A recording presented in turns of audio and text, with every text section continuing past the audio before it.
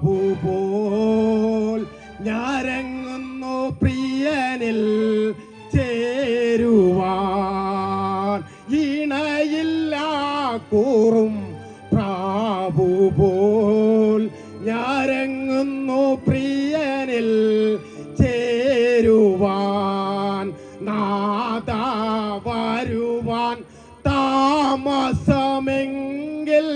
നാദ വരുവാൻ താമസമെങ്കിൽ വീഴാതെ നിർത്തേണമേ എന്നെ, വീഴാതെ നിർത്തേണമേ, വീഴാതെ നിർത്തേണമേ എന്നെ, വീഴാതെ നിർത്തേണമേ. ആശ്രയിപ്പാനൊരു ദേഹിയുമില്ല, ആശ്വസിപ്പാൻ ഒരു ഇടവുമില്ല. ആശ്രയിപ്പാനൊരു ദേഹിയുമില്ല, ആശ്വസിപ്പാൻ ഒരു ഇടവുമില്ല. ഒന്നേ മാത്രം നിൻ ജീവമൊളികൾ, ഒന്നേ മാത്രം നിൻ ജീവമൊളികൾ മണ്ണിൽ എന്നാശ്വാസമായി, ദിനവും മണ്ണിൽ എന്നാശ്വാസമായി, മണ്ണിൽ എന്നാശ്വാസമായി, ദിനവും മണ്ണിൽ എന്നാശ്വാസമായി. എനിക്കൊരു തുണ നീ എൻ പ്രിയനെ, എനിക്കൊരു തുണ നീ, എനിക്കൊരു തുണ നീ എൻ പ്രിയനെ, എനിക്കൊരു തുണ നീ. ദുരിതം നിറയും മാരുവിലെ വാസത്തിൽ, ദുരിതം നിറയും മാരുവിലെ വാസത്തിൽ എനിക്കൊരു തുണ നീ എൻ പ്രിയനെ, എനിക്കൊരു തുണ നീ, എനിക്കൊരു തുണ നീ എൻ പ്രിയനെ, എനിക്കൊരു തുണ നീ.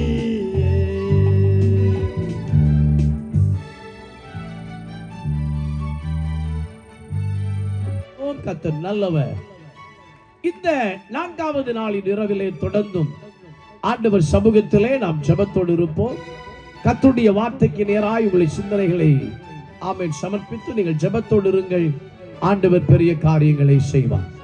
நேற்றைய தினத்திலே தேவனுடைய வார்த்தையை பேசிய பாஸ்டர் ஆமென் மனோஜ் மேத்யூ அவர்களுக்காய் கர்த்தரை ஸ்தோத்தரிக்கிறேன். அவர்கள் இன்று இரவிலும் தேவனுடைய வார்த்தையோடு நம்மத்திலே வந்திருக்கிறதிலே மகிழ்ச்சி அடைகிறேன்.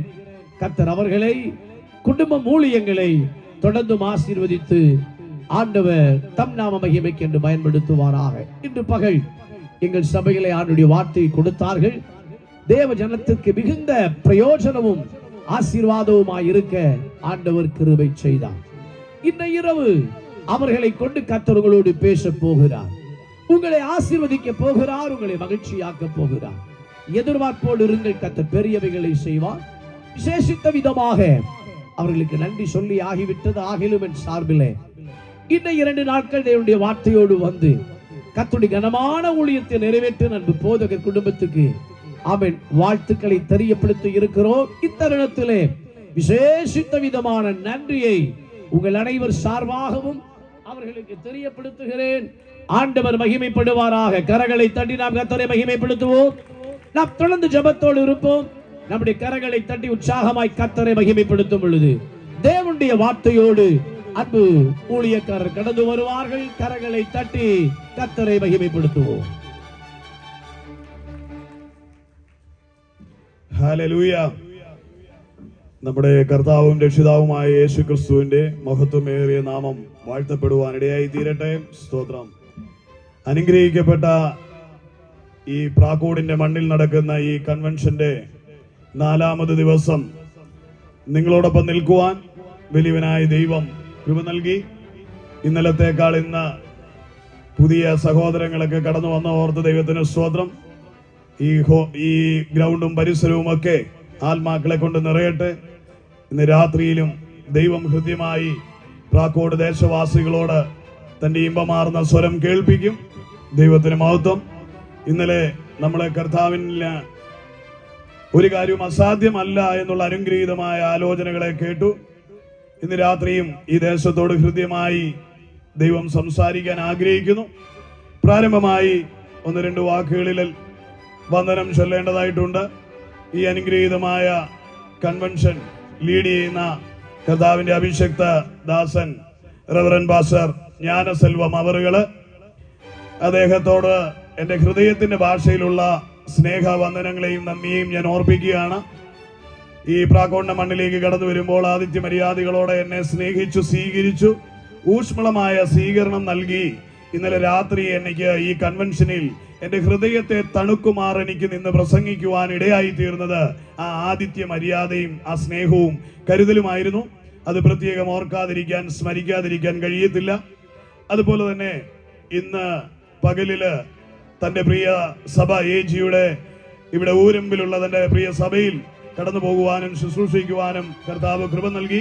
അവിടുത്തെ സഭാവിശ്വാസികളും താനും തന്റെ കുടുംബവും നൽകിയ സ്നേഹം അവർണ്ണനീയമാണ്. ആ കുടുംബത്തോട് പ്രത്യേകം നന്ദിയും സ്നേഹവും ഓർപ്പിക്കുകയാണ്. ഞാൻ പല സഭകളിൽ കടന്നു പോയിട്ടുണ്ട്. സഭകളെല്ലാം അനുഗ്രഹമാണ്. എങ്കിലും ഇവിടെ ചില വിശേഷതകൾ ഉണ്ടായിരുന്നു. വളരെ മനോഹരമായി അലങ്കൃതമായ ഒരു സഭയായിരുന്നു.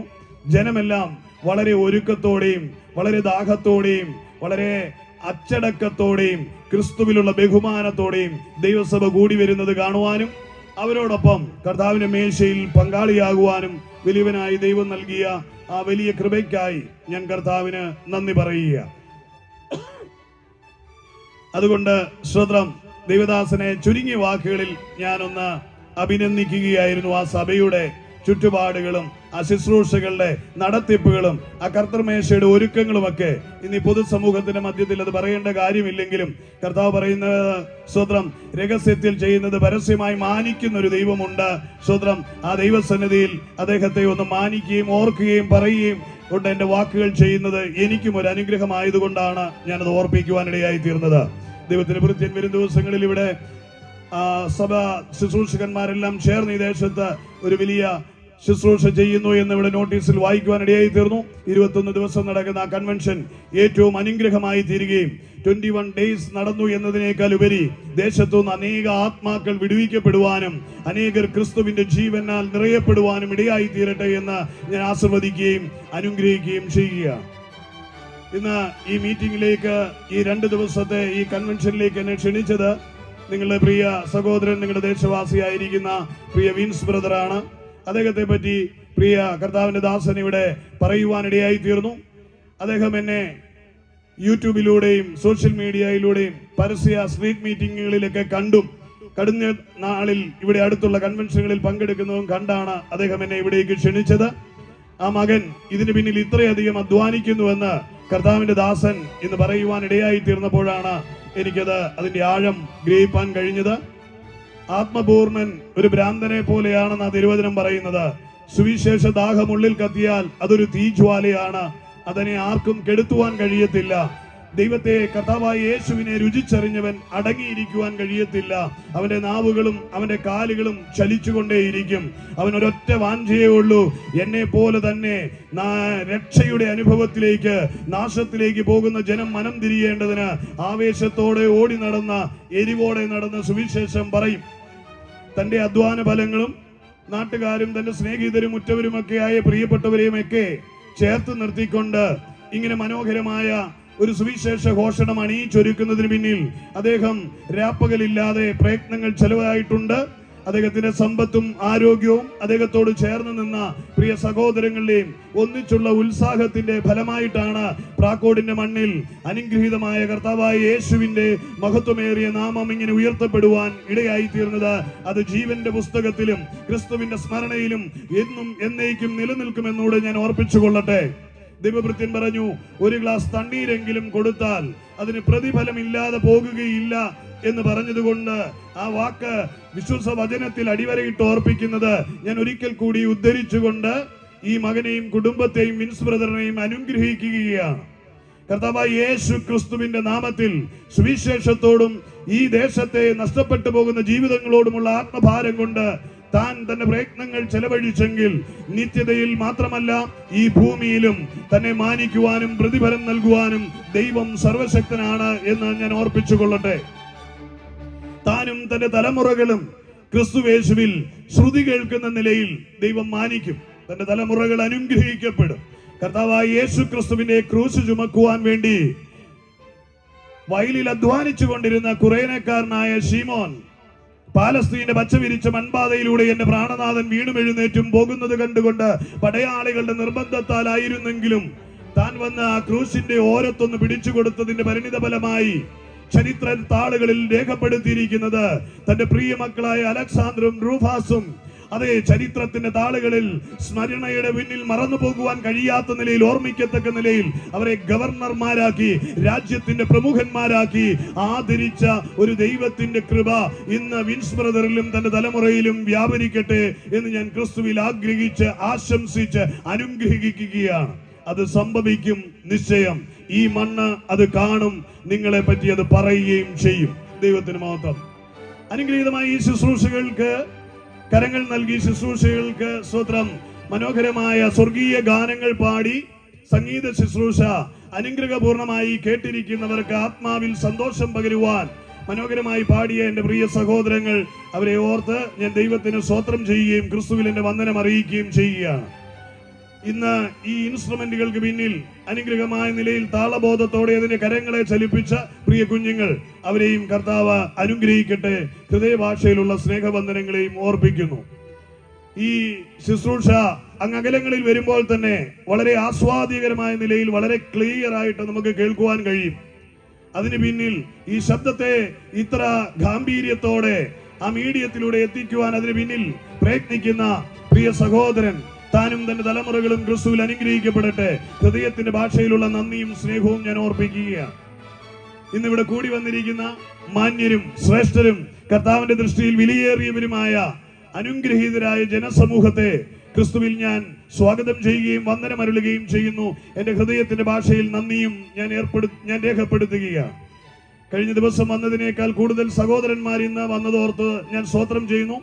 സഹോദരിമാർ ഇന്നലെ വളരെ ഉത്സാഹഭരിതരായി പ്രാർത്ഥിക്കുവാനൊക്കെ മുൻപോട്ട് കടന്നു വന്നതോർത്തും ഞാൻ ദൈവത്തിന് സ്തോത്രം ചെയ്യുകയാണ്. നിങ്ങൾ ഇന്ന് രാത്രിയിലും ദൈവത്തിന്റെ മഹിമ കാണും. ഇന്നലെ ദൈവം നിങ്ങളുടെ ജീവിതത്തിൽ എന്തെങ്കിലും ചെയ്ത അത്ഭുത സാക്ഷ്യങ്ങൾ ഉണ്ടെങ്കിൽ അത് ഇന്ന് ഈ മീറ്റിംഗ് അവസാനിക്കുന്നതിന് മുൻപ് മുൻപോട്ട് കടന്നു വന്ന് പറയുവാനുള്ള സാവകാശവും നിങ്ങൾക്കുണ്ടായിരിക്കുന്നതാണ്. കർത്താവായ യേശു നിങ്ങളെ സ്പർശിച്ചെങ്കിൽ, ദൈവവചനം നിങ്ങളുടെ ഹൃദയത്തിൽ പ്രതീക്ഷ നൽകിയെങ്കിൽ, നിങ്ങളുടെ ഭാരങ്ങളെ എടുത്തു മാറ്റിയെങ്കിൽ, നിങ്ങൾക്ക് ആശ്വാസം പകർന്നെങ്കിൽ, നിങ്ങൾക്ക് സൗഖ്യം തന്നെങ്കിൽ, നാവടക്കി ഇരിക്കാതെ മുൻപോട്ട് കടന്നു വന്ന് ഈ മീറ്റിംഗിന് ശേഷം സാക്ഷ്യം പറയണമെന്ന് പ്രത്യേകമായി ഞാൻ നിങ്ങളെ ഓർപ്പിക്കുകയാണ്. അത് ക്രിസ്തുവിന് വളരെ പ്രസാദകരമായ കാര്യമായിരിക്കുന്നുവല്ലോ. കർത്താവ് നമ്മളെല്ലാവരെയും ധാരാളമായി അനുഗ്രഹിക്കട്ടെ. ഈ അവസാന ദിവസത്തെ കൺവെൻഷനിൽ കർത്താവായ യേശു ക്രിസ്തുവിന്റെ മഹത്വമേറിയ നാമത്തെ ഉയർത്തുവാൻ അതിന് ആധാരമായി ഞാൻ ഒരു വചനഭാഗം എടുത്തിട്ടുണ്ട്. അത് നമ്മൾ ഒരുമിച്ച് വായിക്കും. കഴിഞ്ഞ ദിവസവും കൂട്ടുകാരൊക്കെ ഇൻസ്ട്രുമെന്റുകൾ വെച്ച് പുറത്തേക്ക് മാറി നിന്ന് ശ്രമിക്കാൻ പോയപ്പോ അതൊന്നും ഗണ്യമാക്കാതെ കർത്താവിന്റെ തിരുവചനം അതിന് ശുശ്രൂഷകന് കൈത്താങ്ങ് കൊടുക്കാൻ, ചുമല് കൊടുക്കുവാൻ കൂടെ ഇരുന്ന് വായിച്ച എന്റെ പ്രിയ സ്നേഹിതനെ കർത്താവ് ധാരാളമായി അനുഗ്രഹിക്കട്ടെ. താനത് തന്റെ ഭാവി ജീവിതത്തിൽ വെളിപ്പെട്ട് കാണുകയും ചെയ്യും നിശ്ചയം. ആമേൻ. ഇന്നത്തെ വചന ചിന്തയ്ക്ക് ആധാരമായി ഞാൻ എടുത്തിരിക്കുന്നത് മത്തായിയുടെ സുവിശേഷം 11-ാം അധ്യായം അതിന്റെ 28, 29, 30 വാക്യങ്ങളാണ്. 28 നമ്മൾ ശ്രദ്ധയൂന്നി ശുശ്രൂഷയ്ക്കായി ആധാരമായി എടുക്കുന്നത്. Matthew chapter 11 versus 28, 29, 30. സ്തോത്രം. ആരെങ്കിലും പ്രിയ സഹോദരൻ വായിക്കും. ആമേൻ. അധ്വാനിക്കുന്നവരും ഭാരം ചുമക്കുന്നവരുമായുള്ളവരെ എല്ലാവരും എന്റെ അടുക്കൽ വരുവിൻ, ഞാൻ നിങ്ങളെ ആശ്വസിപ്പിക്കും. സ്തോത്രം. ഞാൻ സൗമ്യതയും താഴ്മയും ഉള്ളവനാകയാൽ എന്റെ മുഖം ഏറ്റുകൊണ്ട് എന്നോട് പഠിപ്പിൻ. ആമേൻ. എന്നാൽ നിങ്ങളുടെ ആത്മാക്കൾക്ക് ആശ്വാസം കണ്ടെത്തും. സ്തോത്രം. എന്റെ മുഖം മൃദുവും എന്റെ ചുമട് ലഘുവും ആകുന്നു. ആമേൻ. മന്യ സഹോദരങ്ങളെ, അനുഗ്രഹീതമായ ഈ പദങ്ങൾ നമ്മുടെ പ്രാണരക്ഷകനായ കർത്താവായ യേശു ക്രിസ്തു തന്റെ തിരുവായി മൊഴിഞ്ഞ് പ്രിയമായ തന്റെ സഹയാത്രികരും ചുറ്റുവട്ടം കൂടിയ ജനത്തോടുമായി താൻ അരുളി ചെയ്ത മനോഹരമായ ഒരു വാക്യമാണ്.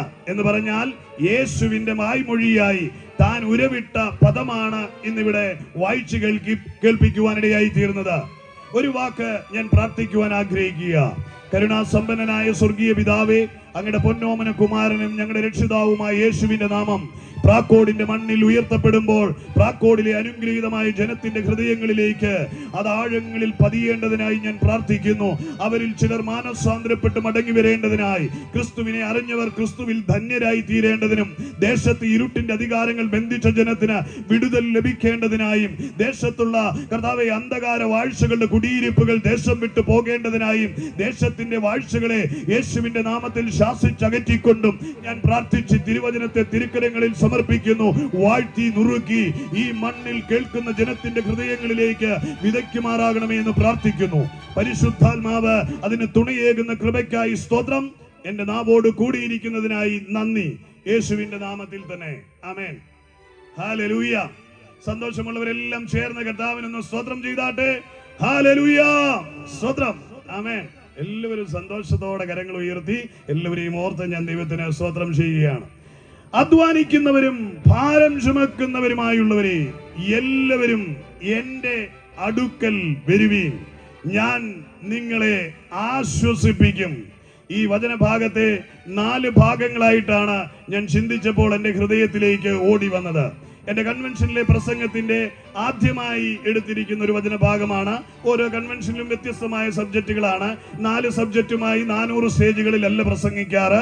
ഒരൊറ്റ വചനം ഒരു സ്റ്റേജിൽ കർത്താവ് ഇതിനകത്ത് ആയിരക്കണക്കിന് വചനങ്ങൾ എണ്ണമറ്റ് പ്രസംഗിച്ച് തീരാത്തത് നൽകിയിട്ടുള്ളതിനാൽ എടുക്കുമ്പോൾ ഓരോന്നും പുതുതായി എടുക്കണമെന്നുള്ള ആഗ്രഹത്തോടെ വാഞ്ചിയോടെ എടുത്തതാ. അതുകൊണ്ട് ഇന്ന് ഈ വചനം ശുശ്രൂഷിക്കുമ്പോൾ പുതുതായി ചിലത് കനലിൽ മേൽ ചുട്ട അടയെ പോലെ, അതേ വറുത്ത മീൻ പോലെ തന്റെ ശിഷ്യന്മാർക്ക് കൊടുത്തതുപോലെ, അവരെ ബലപ്പെടുത്തിയതുപോലെ ഇന്ന് ഈ വചനം നിങ്ങളുടെ ഹൃദയത്തിന്റെ ആഴങ്ങളിൽ അതിന്റെ വിശപ്പകറ്റി ദാഹത്തെ തീർത്ത് നിങ്ങളെ ധന്യരാക്കി തീർക്കുമെന്ന് ക്രിസ്തുയേശുവിൽ ഞാൻ പൂർണ്ണമായും ഉറയ്ക്കുന്നു.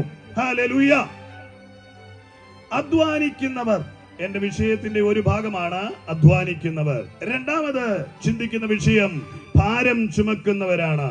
മൂന്നാമത് എല്ലാവരും എന്റെ അടുക്കൽ വരുവീൻ എന്നുള്ളതാണ്. നാലാമത് ഞാൻ നിങ്ങളെ ആശ്വസിപ്പിക്കും എന്ന് പറഞ്ഞ് നമ്മൾ ഈ ശുശ്രൂഷ ഇവിടെ അവസാനിപ്പിക്കും. ഈ 4 ഭാഗങ്ങളിലൂടെ നമ്മൾ കടന്നു പോകുമ്പോൾ നിങ്ങളുടെ ഹൃദയങ്ങളെ തണുപ്പിക്കും. നിങ്ങളുടെ ആയിരക്കണക്കിന് ഉത്തരം കിട്ടാത്ത ചോദ്യങ്ങൾക്ക് മറുപടി അതിൽ നിന്ന് ലഭിക്കും. ഇന്ന് ദേശവാസികൾ സംശയാകുലതകളോടെ നിൽക്കുന്നവർക്ക് അവരുടെ ഹൃദയം ക്ലിയർ ആകുന്ന നിലയിൽ വ്യക്തതയോടെ സ്ഫുടതയോടെ ക്രിസ്തുവിന്റെ പിക്ചർ നിങ്ങളുടെ ഉള്ളിലേക്ക് കടന്നു വരുവാനും ജീവനായകനെ ഒരു എതിർപ്പുകളുമില്ലാതെ സ്വീകരിക്കുവാനും ഇരുകരികിട്ടു കൂട്ടി സ്വീകരിപ്പാനും കർത്താവ് നിങ്ങൾക്ക് കൃപ നൽകുകയും ചെയ്യും. ഞാനത് ഉറയ്ക്കുന്നു നിശ്ചയം. എന്റെ സ്റ്റേറ്റ്മെന്റുകളിലേക്ക് എനിക്ക് ബോധ്യമുള്ള കാര്യങ്ങൾ തന്നെയാണ് ഞാൻ അടിവരയിട്ട് ഓർപ്പിച്ചു പറയുന്നത്. ഇവിടെ നിന്ന് പറയുന്നത് ഏതെങ്കിലും ഒരു കെട്ടുകഥയോ ഏതെങ്കിലും ആരെങ്കിലും അവരുടെ മനോമുഖരങ്ങളിൽ തെളിഞ്ഞുവിട്ട ഭാവനയുടെ ചരിത്രം കൊണ്ട് രചിക്കപ്പെട്ട ഒരു പുസ്തകത്തിലെ മഹാകാവ്യമോ അല്ല ഞാൻ ഉച്ചരിക്കുന്നത്. ഇത് ചരിത്രം തിരുത്തിക്കുറിച്ച, ചരിത്രത്തെ മാറ്റിമറിച്ച അത്ഭുതമാണ് ഞാൻ ഇന്നിവിടെ ഉച്ചരിച്ചു കൊണ്ടിരിക്കുന്നത്. കാരണം ഇഹലോകം കണ്ട ഏറ്റവും വലിയ അത്ഭുതങ്ങൾ എന്ന് പറയുന്നത്, അത്ഭുതം എന്ന് പറയുന്നത് ലോകത്തിന്റെ ചരിത്രം AD എന്നും BC എന്നും ചരിത്രത്തെ തിരുത്തിക്കുറിച്ചുകൊണ്ട് കാൽവരിയുടെ കലക്കളത്തിലേക്ക് ഇറങ്ങി വന്ന ആ നസ്രേനായ യേശു ക്രിസ്തുവിന്റെ മഹത്വമേറിയ നാമം അതാ ഞാൻ ഉയർത്തുന്നത്. ക്രിസ്തുവിനെ അംഗീകരിക്കാത്തവരും ക്രിസ്തുവിനെ അംഗീകരിക്കുന്നവരും അവരുടെ വീടുകളിലെല്ലാം ഒരുപോലെ ക്രിസ്തുവിനെ അംഗീകരിക്കുന്ന ഒരു കാര്യം കിടപ്പുണ്ട്. നിങ്ങൾക്ക് ആർക്കെങ്കിലും പറയാൻ കഴിയുമോ? ചിലർക്കൊക്കെ അറിയാം. എന്നാൽ നിങ്ങളോട് ഞാൻ അത് പറയാം വളരെ നിഷ്കളങ്കതയോടെ. സ്തോത്രം. ലോകത്തെ എല്ലാ മതവിശ്വാസികളുടെയും എല്ലാ തത്വസംഹിതകളെ അനുഷ്ഠിക്കുന്നവരുടെയും വീടുകളിൽ ഒരു കലണ്ടർ കിടപ്പുണ്ട്. ആ കലണ്ടറിലെ ഡേറ്റുകൾ പറയുന്നത് AD എന്നും BC എന്നുമാണ്. ഇന്ന് നമ്മൾ ജീവിച്ചിരിക്കുന്നത് സ്തോത്രം 2024 ഇരുന്നു കൊണ്ട് ജനുവരി മാസത്തിലെ ഈ അക്കം നോക്കുമ്പോൾ നിന്റെ ദൃഷ്ടിയിൽ ഇന്നത്തെ ഡേറ്റ് 12 എന്ന് പറയുമ്പോൾ നീ പറയുന്ന ഡേറ്റിനകത്തുണ്ട് യേശുവിന് ശേഷമുള്ള കാലം, യേശു വന്നതിന് ശേഷമുള്ള കാലം. അതാണ് നീ പറഞ്ഞ ഇന്നത്തെ 12-ാം തീയതി. അപ്പൊ ആർക്കും നിഷേധിക്കാൻ കഴിയാത്ത നിലയിൽ സകല മാനവന്റെയും കുടുംബങ്ങളിലും മൊബൈലുകളിലും ഫോണുകളിലും സകലയിടത്തും മാറ്റാൻ കഴിയാത്ത ചരിത്രമായി യേശുവിന്റെ ഈ ഭൂമിയിലേക്കുള്ള, അതെ, അവന്റെ ഈ ഭൂമിയിലേക്കുള്ള വരവിനെ കുറിക്കുന്ന ചരിത്രത്തിന്റെ രേഖപ്പെടുത്തിയിരിക്കുക. അതുകൊണ്ട് ഇന്ന് ഈ സമൂഹത്തിൽ ആരെങ്കിലും കേട്ടു നിന്നുകൊണ്ട് യേശുവിനെ കരിവാരി തേക്കുവാൻ, അല്ലെങ്കിൽ കർത്താവായ യേശു ക്രിസ്തു എന്ന നിന്റെ ചിന്തകൾ തെറ്റാണെന്ന് പറയുന്നവനുണ്ടെങ്കിൽ അവന്റെ ഹൃദയം പോലും അംഗീകരിച്ചിരിക്കുമാ, ഞാൻ ജീവിച്ചിരിക്കുന്നത് യേശുവിന്റെ വരവിന് ശേഷമുള്ള കാലത്തിലാണെന്ന് അവൻ ഓരോ ദിവസവും എഴുന്നേൽക്കുമ്പോൾ ആ ഡേറ്റുകൾ അവനെ നോക്കി പറയാ, യേശു ലോകത്തേക്ക് വന്നു. അതുകൊണ്ട് ആരെങ്കിലും മതവിദ്വേഷമുള്ളവർ കലണ്ടർ കീറിക്കളഞ്ഞേച്ച് കിടന്ന് കൊലവിളിയൊന്നും നടത്തിയേക്കരുത് കേട്ടോ. കീറിയാലും കീറത്തില്ല, അത് ചരിത്രമായി പോയി. നിന്റെ ഫോൺ എറിഞ്ഞ് പൊട്ടിക്കേണ്ടി വരും. നീ ഇതിലോട്ട് നോക്കുമ്പോ പോലും യേശു ജീവിക്കുന്നു, യേശു വന്നു എന്നുള്ളതിന്റെ ചരിത്രം നിന്റെ ഫോണിൽ, നിന്റെ വാച്ചിൽ, നിന്റെ കലണ്ടറുകളിൽ, നീ ചലിക്കുന്ന സകലയിടത്തും ആർക്കും നിഷേധിക്കാൻ കഴിയാത്ത നിലയിൽ, ആർക്കും മാറ്റിമറിക്കാൻ കഴിയാത്ത നിലയിൽ ചരിത്രം അടയാളപ്പെടുത്തിയിരിക്കുക. അങ്ങനെ ഇഹലോകത്തിൽ അടയാളപ്പെടുത്തിയ ഒരേ ഒരു വ്യക്തിയുള്ളൂ, അതെന്റെ പ്രാണനാഥൻ യേശുവ. അതാർക്കും മാറ്റാൻ പറ്റത്തില്ലേ? ഇവിടെയൊക്കെ നമ്മുടെയൊക്കെ നാടുകളിലൊക്കെ പുതിയൊരു ചരിത്രം ഉണ്ടാക്കാനായിട്ട് നമ്മൾ നോക്കുന്നുണ്ട്. മഹാത്മാഗാന്ധി ഇന്ത്യയുടെ രാഷ്ട്രപിതാവ് അല്ലെന്ന് പറഞ്ഞു വേണേ നമുക്കൊരു പുതിയ ചരിത്രം ഉണ്ടാക്കാം. അതുകൊണ്ട് ചരിത്രമാകത്തില്ല. ചരിത്രമാണ് എന്ന് പറഞ്ഞതുപോലെ കർത്താവായ യേശു ക്രിസ്തു ഈ ഭൂമിയിലേക്ക് വന്നെന്ന് സകല മനുഷ്യന്റെയും കരങ്ങളിൽ ഇരിക്കുന്ന ഫോൺ ഉൾപ്പെടെ, വാച്ച് ഉൾപ്പെടെ, സകലവന്റെയും ഭിത്തിയിൽ തൂക്കിയ കലണ്ടർ ഉൾപ്പെടെ, നോട്ടീസുകളിൽ അച്ചടിക്കുന്നത് ഉൾപ്പെടെ, നീ തുറക്കുന്ന ഡയറി കുറിപ്പുകളിൽ ഉൾപ്പെടെ യേശു ഭൂമിയിലേക്ക് വന്നതിന്റെ ചരിത്രം രേഖപ്പെടുത്തിയിരിക്കുക. അപ്പൊ ദൈവത്തിന് മഹത്വം. അപ്പോ ഇന്ന് ഞാൻ ഈ പ്രസംഗിക്കുന്ന കർത്താവായ യേശു ലോകത്തിന്റെ ചരിത്രത്തെ മാറ്റിയവൻ, ആർക്കും നിഷേധിക്കാൻ കഴിയാത്തതുപോലെ അനിഷേധ്യനായി 2025 വർഷങ്ങൾക്ക് മുമ്പ് ഈ ഭൂമിയുടെ വരവിൽ ഉദയം ചെയ്തവനാണ്. അതിനി ആർക്കും സംശയമില്ലല്ലോ. ഇനി സംശയമൊന്നുമില്ല. എന്നെ കേട്ട് നിൽക്കുന്ന ആർക്കും സംശയമില്ല. ഞാൻ എൻ്റെ പ്രിയ സഹോദരങ്ങൾക്ക് വന്ദനം ചെയ്തില്ല. ഓൺലൈനില് വിവിധ രാജ്യങ്ങളിൽ ഇരുന്നു കൊണ്ട് ഇന്ന് ഈ ശുശ്രൂഷയുടെ ഭാഗമായിരിക്കുന്ന എൻ്റെ മാന്യ സഹോദരങ്ങൾ, പ്രിയ മാതാപിതാക്കൾ, കുഞ്ഞുങ്ങൾ, ചാനൽ 1 ക്രിസ്ത്യൻ അസംബ്ലിയുടെ പ്രിയ സഹോദരങ്ങൾ, അതുപോലെ തന്നെ വിവിധ സാഹചര്യങ്ങളിൽ നിന്നുകൊണ്ട് മീഡിയയിലൂടെ കാണുന്ന എല്ലാ പ്രിയപ്പെട്ടവർക്കും ക്രിസ്തുവിൽ എൻ്റെ വന്ദനവും ചൊല്ലുകയാണ്. കർത്താവ് നിങ്ങളെ ഏവരെയും അനുഗ്രഹിക്കട്ടെ. ഇന്ന് പ്രാക്കോട് ദേശത്തെ പ്രിയപ്പെട്ടവർക്ക് വേണ്ടി നിങ്ങൾ എല്ലാവരും പ്രാർത്ഥിക്കും എന്നെനിക്ക് നിശ്ചയമുണ്ട്. കർത്താവ് നിങ്ങളെ അനുഗ്രഹിക്കട്ടെ. ആമേൻ. അപ്പൊ ഞാൻ എടുത്തു വെച്ച വചനഭാഗത്തിലേക്ക് വളരെ വേഗത്തിൽ ഒന്ന് കണ്ണോടിച്ച് വളരെ വേഗത്തിൽ ശുശ്രൂഷ മുൻപോട്ട് കൊണ്ടുപോകാൻ ഞാൻ ആഗ്രഹിക്കുകയാണ്. നമ്മൾ അതിന് ആധാരമായി എടുത്തത്, അധ്വാനിക്കുന്നവരും ഭാരം ചുമക്കുന്നവരുമായുള്ളവരെ എല്ലാവരും എന്റെ അടുക്കൽ വരുവീൻ, ഞാൻ നിങ്ങളെ ആശ്വസിപ്പിക്കാം. ഇഹ ലോകത്തിൽ അനേക മനുഷ്യൻ സൃഷ്ടിച്ച മഹാന്മാർ ഉടലെടുത്തിട്ടുണ്ട്. അനേക ചരിത്രകാരന്മാർ ഉടലെടുക്കപ്പെട്ടിട്ടുണ്ട്. അനേക പണ്ഡിതന്മാരുണ്ടായിട്ടുണ്ട്. അനേക രാഷ്ട്ര സ്ഥാപകന്മാരുണ്ടായിട്ടുണ്ട്. അനേക ചക്രവർത്തിമാരുണ്ടാകപ്പെട്ടിട്ടുണ്ട്. ലോകത്തെ ഇരുമ്പ് ദണ്ടുകൊണ്ട് റൂൾ ചെയ്ത് ഭരിച്ച അതിക്രൂരരായ രാഷ്ട്ര ഭരണകൂടങ്ങളിലെ നേതാക്കന്മാരുണ്ടായിട്ടുണ്ട്. പല രാഷ്ട്രീയ പ്രമുഖന്മാരും ആദരണീയരായവര് നമ്മുടെ സമൂഹങ്ങളിലുണ്ട്. അവർക്കാർക്കും പറയാൻ കഴിയാത്ത അതുല്യമായ വാക്ക്, ലോകത്തിന്റെ 7 വൻകരയിലുള്ള ക്രിസ്തീയ സമൂഹമല്ലാത്തവരുടെ നാവുകളിൽ പോലും വളരെ വേഗത്തിൽ ഓടിയെത്തുന്ന ഒരു മനോഹരമായ വാക്യമാണ് ഞാനിവിടെ ഉദ്ധരിച്ച, വിളിച്ചു പറഞ്ഞ ഈ മനോഹരമായ വാക്യം. അധ്വാനിക്കുന്നവരും ഭാരം ചുമക്കുന്നവരുമായുള്ളവരെ എന്റെ അരികിൽ വാ. ലോകത്തിൽ ഒരു മനുഷ്യനും അത് പറയുവാൻ കഴിഞ്ഞിട്ടില്ല. എന്റെ അരികിലേക്ക് വാ, ഞാൻ ആശ്വസിപ്പിക്കാമെന്ന്. ഇഹലോകത്തെ നോക്കി സർവശക്തനായ ദൈവം വേക്ഷത്തിൽ മനുഷ്യനായി വന്നവൻ മനുഷ്യകുലം പാപത്തിന്റെ പരിണിതഫലമായ ഭാരക്കെട്ട് ചുമക്കുന്ന ജനത്തെ നോക്കി വിളിച്ചു പറയുക, അധ്വാനിക്കുന്നവരും ഭാരം ചുമക്കുന്നവരുമായുള്ളവരെ എന്റെ അരികിലേക്ക് വാ. അപ്പൊ അധ്വാനിക്കുന്ന ജനതയോട് ഹൃദയസ്പർശിയായി ഇതുപോലെ പറയപ്പെട്ട മറ്റൊരു വാക്യം ചരിത്രത്തിലെ ഒരു മതഗ്രന്ഥങ്ങളിലുമില്ല. വെല്ലുവിളിയോടെ ഞാൻ പറയാം, ഒരു തത്വശാസ്ത്രങ്ങൾക്കകത്തും എഴുതി വെച്ചിട്ടില്ല. ഒരു സയൻസും ഒരു ചരിത്രവും ഇതുപോലെ അടയാളപ്പെടുത്തിയിട്ടില്ല. മനുഷ്യന്റെ ഉടയവൻ വേഷത്തിൽ മനുഷ്യനായപ്പോൾ മനുഷ്യനെ നോക്കി വിളിച്ചു പറഞ്ഞ ഈ മനോഹരമായ പദം, അധ്വാനിക്കുന്നവരും ഭാരം ചുമക്കുന്നവരുമായുള്ളവരെ എന്റെ അരികിൽ വാ. ഇന്ന് രാത്രി ഈ ശബ്ദം നിങ്ങളോടും എന്നോടും ഹൃദ്യമായി സംസാരിക്കുക. പ്രാക്കോടിന്റെ മണ്ണിൽ അധ്വാന ഭാരത്താൽ തളർന്നിരിക്കുന്ന പ്രിയപ്പെട്ടവരോട് കൃത്യമായി ദൈവത്തിന്റെ ആലോചന പകരപ്പെട്ടുകൊണ്ടിരിക്കുകയാണ്. ഇന്ന് നിങ്ങളുടെ പ്രശ്നത്തിന്റെ പരിഹാരം ഈ മനോഹരമായ കാവ്യത്തിനുള്ളിൽ അടങ്ങിയിരിപ്പുണ്ട് എന്ന് ഞാൻ പൂർണ്ണമായും വിശ്വസിക്കുകയാണ്. അധ്വാനിക്കുന്ന വിഭാഗത്തിന്റെ നേതാക്കന്മാർ ഇന്ന് നമ്മുടെ സമൂഹത്തിലെല്ലാം കാണാം. ഏത് രാജ്യത്തുമുണ്ട് ലേബർ പാർട്ടി, അധ്വാനിക്കുന്ന തൊഴിലാളി വർഗ പാർട്ടി, അല്ലെ? എല്ലാ നാട്ടിലുമുണ്ട്. എന്റെ പ്രിയ സഹയാത്രികൻ എബ്രാം ബ്രദർ അമേരിക്ക എന്നാ വരുന്നത്. അമേരിക്കയിലും ഉണ്ടെന്ന് തോന്നുന്നു ലേബർ പാർട്ടി. ഒരു മുതലാളിത്ത പാർട്ടിയും ഒരു ജനക്ഷേമത്തിന് വേണ്ടി നിൽക്കുന്ന പാർട്ടിയും അതെല്ലാ നാട്ടിലുമുണ്ട്. സ്വതന്ത്രം നമ്മുടെ നാട്ടിൽ പ്രത്യേകിച്ചുണ്ട്. നമ്മുടെ നാട് ഭരിക്കുന്നത് തൊഴിലാളി പാർട്ടിയാണ്, അല്ലെ? സ്വതന്ത്രം തൊഴിലാളികളുടെ ക്ഷേമത്തിന് വേണ്ടി, ഇവിടെ ഇരിക്കുന്ന പ്രിയപ്പെട്ടവരുടെ എല്ലാം ക്ഷേമത്തിന് വേണ്ടി ആ പാർട്ടി വളരെയധികം പ്രയത്നിച്ചുകൊണ്ടിരിക്കുകയാണ്. അവിടുത്തെ ഭരണകൂടങ്ങൾ നിങ്ങളുടെ ക്ഷേമത്തിന് വേണ്ടി വലിയവ ചെയ്തുകൊണ്ടിരിക്കുന്നു എന്നൊക്കെയാണ് പറഞ്ഞു കേൾക്കുന്നത്. അവര് ഇലക്ഷൻ സമയങ്ങളിലേക്ക് വമ്പൻ വാഗ്ദാനങ്ങളൊക്കെ തരും. എല്ലാ പ്രിയപ്പെട്ടവർക്കും പെൻഷൻ, എല്ലാ നാട്ടിലും കുടിവെള്ളം, അങ്ങനെ മോഹനമായ വാഗ്ദാനങ്ങളൊക്കെ, മോഹനമായതാകട്ടോ, മോഹിക്കുന്ന വാഗ്ദാനങ്ങൾ, അത് മാത്രമേ തരാൻ കഴിയത്തുള്ളൂ. പ്രാവർത്തികമാകുന്നത് തരുവാൻ ഇഹലോകത്തിൽ മനുഷ്യനായി പിറന്ന പലർക്കും സാധിക്കത്തില്ല. എത്ര ഉറപ്പ് പറഞ്ഞാലും വാക്കിന് മനുഷ്യന്റെ മാറ്റം വരും. അതുകൊണ്ട് അധ്വാന വർഗത്തിന്റെ പാർട്ടി എന്ന് പേര് കൊടുക്കുന്നത് നല്ലതാണ്, അത് നല്ല കാര്യം തന്നെയാണ്. പക്ഷേ അവരെ പൂർണ്ണമായും ഉദ്ധരിക്കുവാൻ അവർക്ക് കഴിയുമോ? കഴിയത്തില്ല. എത്ര നിഷ്കളങ്കമായി അവര് രാജ്യം ഭരിച്ചാലും പൂർണ്ണമായും മനുഷ്യന്റെ ദുരിതത്തിൽ നിന്ന് അവനെ കരകയറ്റുവാൻ ഒരു പാർട്ടിക്കും കഴിയത്തില്ല. ഞാൻ ആരെയും പ്രത്യേകമായി ഊന്നി പറയുകയല്ല. നിങ്ങളുടെയൊക്കെ ഹൃദയത്തിൽ ചിലപ്പോ ചില രോക്ഷമുണ്ടാകാം, ചിലർക്ക് സന്തോഷമുണ്ടാകാം. ഇത് രണ്ടും ഉണ്ടാകണ്ട. ഞാൻ ഉദാഹരണമാണ് പറഞ്ഞത്.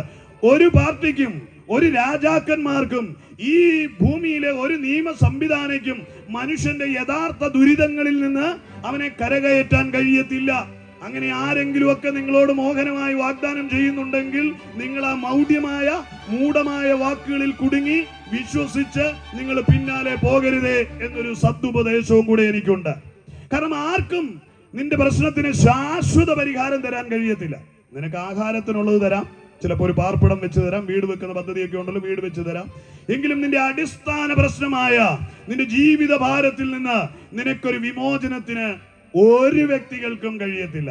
എന്നാൽ ലോകം പരാജയമടഞ്ഞ, ലോക നേതാക്കന്മാർ പരാജയമടഞ്ഞ, ലോകത്തിന്റെ തത്വസംഹിതകൾ പരാജയമടഞ്ഞ, ഇഹലോകത്തിന്റെ മൂഢ ദൈവങ്ങൾ പരാജയപ്പെട്ടിടത്ത് ജീവനുള്ള ദൈവം, സർവശക്തനായവൻ, എന്റെ പ്രാണനാഥനായ യേശു ഈ മൺപരപ്പിലേക്ക് വന്നിട്ട് ലോകത്തെ നോക്കി വിളിച്ചു പറയുക, അധ്വാനിക്കുന്ന വിഭാഗമേ, ഭാരം ചുമക്കുന്നവരെ, നിങ്ങൾ എന്റെ അരികിലേക്ക് വാ, ഞാൻ നിന്നെ ആശ്വസിപ്പിക്കാം. ഹല്ലേലൂയ. അത് പറഞ്ഞ വെറും കളി വാക്കുകളിൽ ഒതുങ്ങുകയല്ല, വാക്കായി തീരുകയല്ല, അത് അത്ഭുതമായി പരിണമിക്കുക. അവനിൽ വിശ്വസിക്കുന്നവന്റെ ഭാരങ്ങൾ അവൻ ചുമന്ന ചരിത്രം ഇതിനുള്ളിലിരിക്കുന്ന എത്രയോ പേർക്ക് വാതോരാതെ പറയാനുണ്ട്. എന്റെ സ്റ്റേജിലിരിക്കുന്ന സഹോദരങ്ങൾക്ക് എത്ര പേർക്ക് പറയാനുണ്ട്. ഇനി ഇവരാർക്കുമില്ലെങ്കിൽ എനിക്ക് പറയുവാനുണ്ട്. ജീവിത ഭാരങ്ങൾ, ജീവിതത്തിന്റെ വ്യതാവായിട്ടുള്ള പ്രയത്നങ്ങൾ, അതിന് മറുപടിയായി ക്രിസ്തുവിനെ കണ്ടപ്പോൾ എന്റെ പരിഹാരം ആ വിഷയങ്ങളിൽ ലഭിച്ചു എന്ന് ഇന്നിരിക്കുന്ന പ്രിയപ്പെട്ടവര്, നൂറുകണക്കിന് ഇരിക്കുന്ന ആൾക്കാർക്കുള്ളിൽ എത്രയോ പേർക്ക് അത്ഭുതകരമായ സാക്ഷ്യം പറയാനുണ്ട് എന്ന് എനിക്ക് വ്യക്തമായി അറിയാം.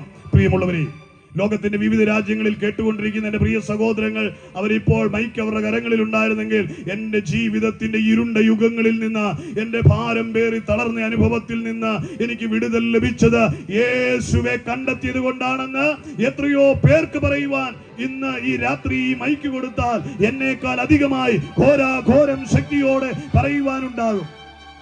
പ്രിയമുള്ളവരെ, കർത്താവായ യേശു ക്രിസ്തുവിന്റെ വചനത്തിന്റെ പ്രത്യേകത ഏതാ?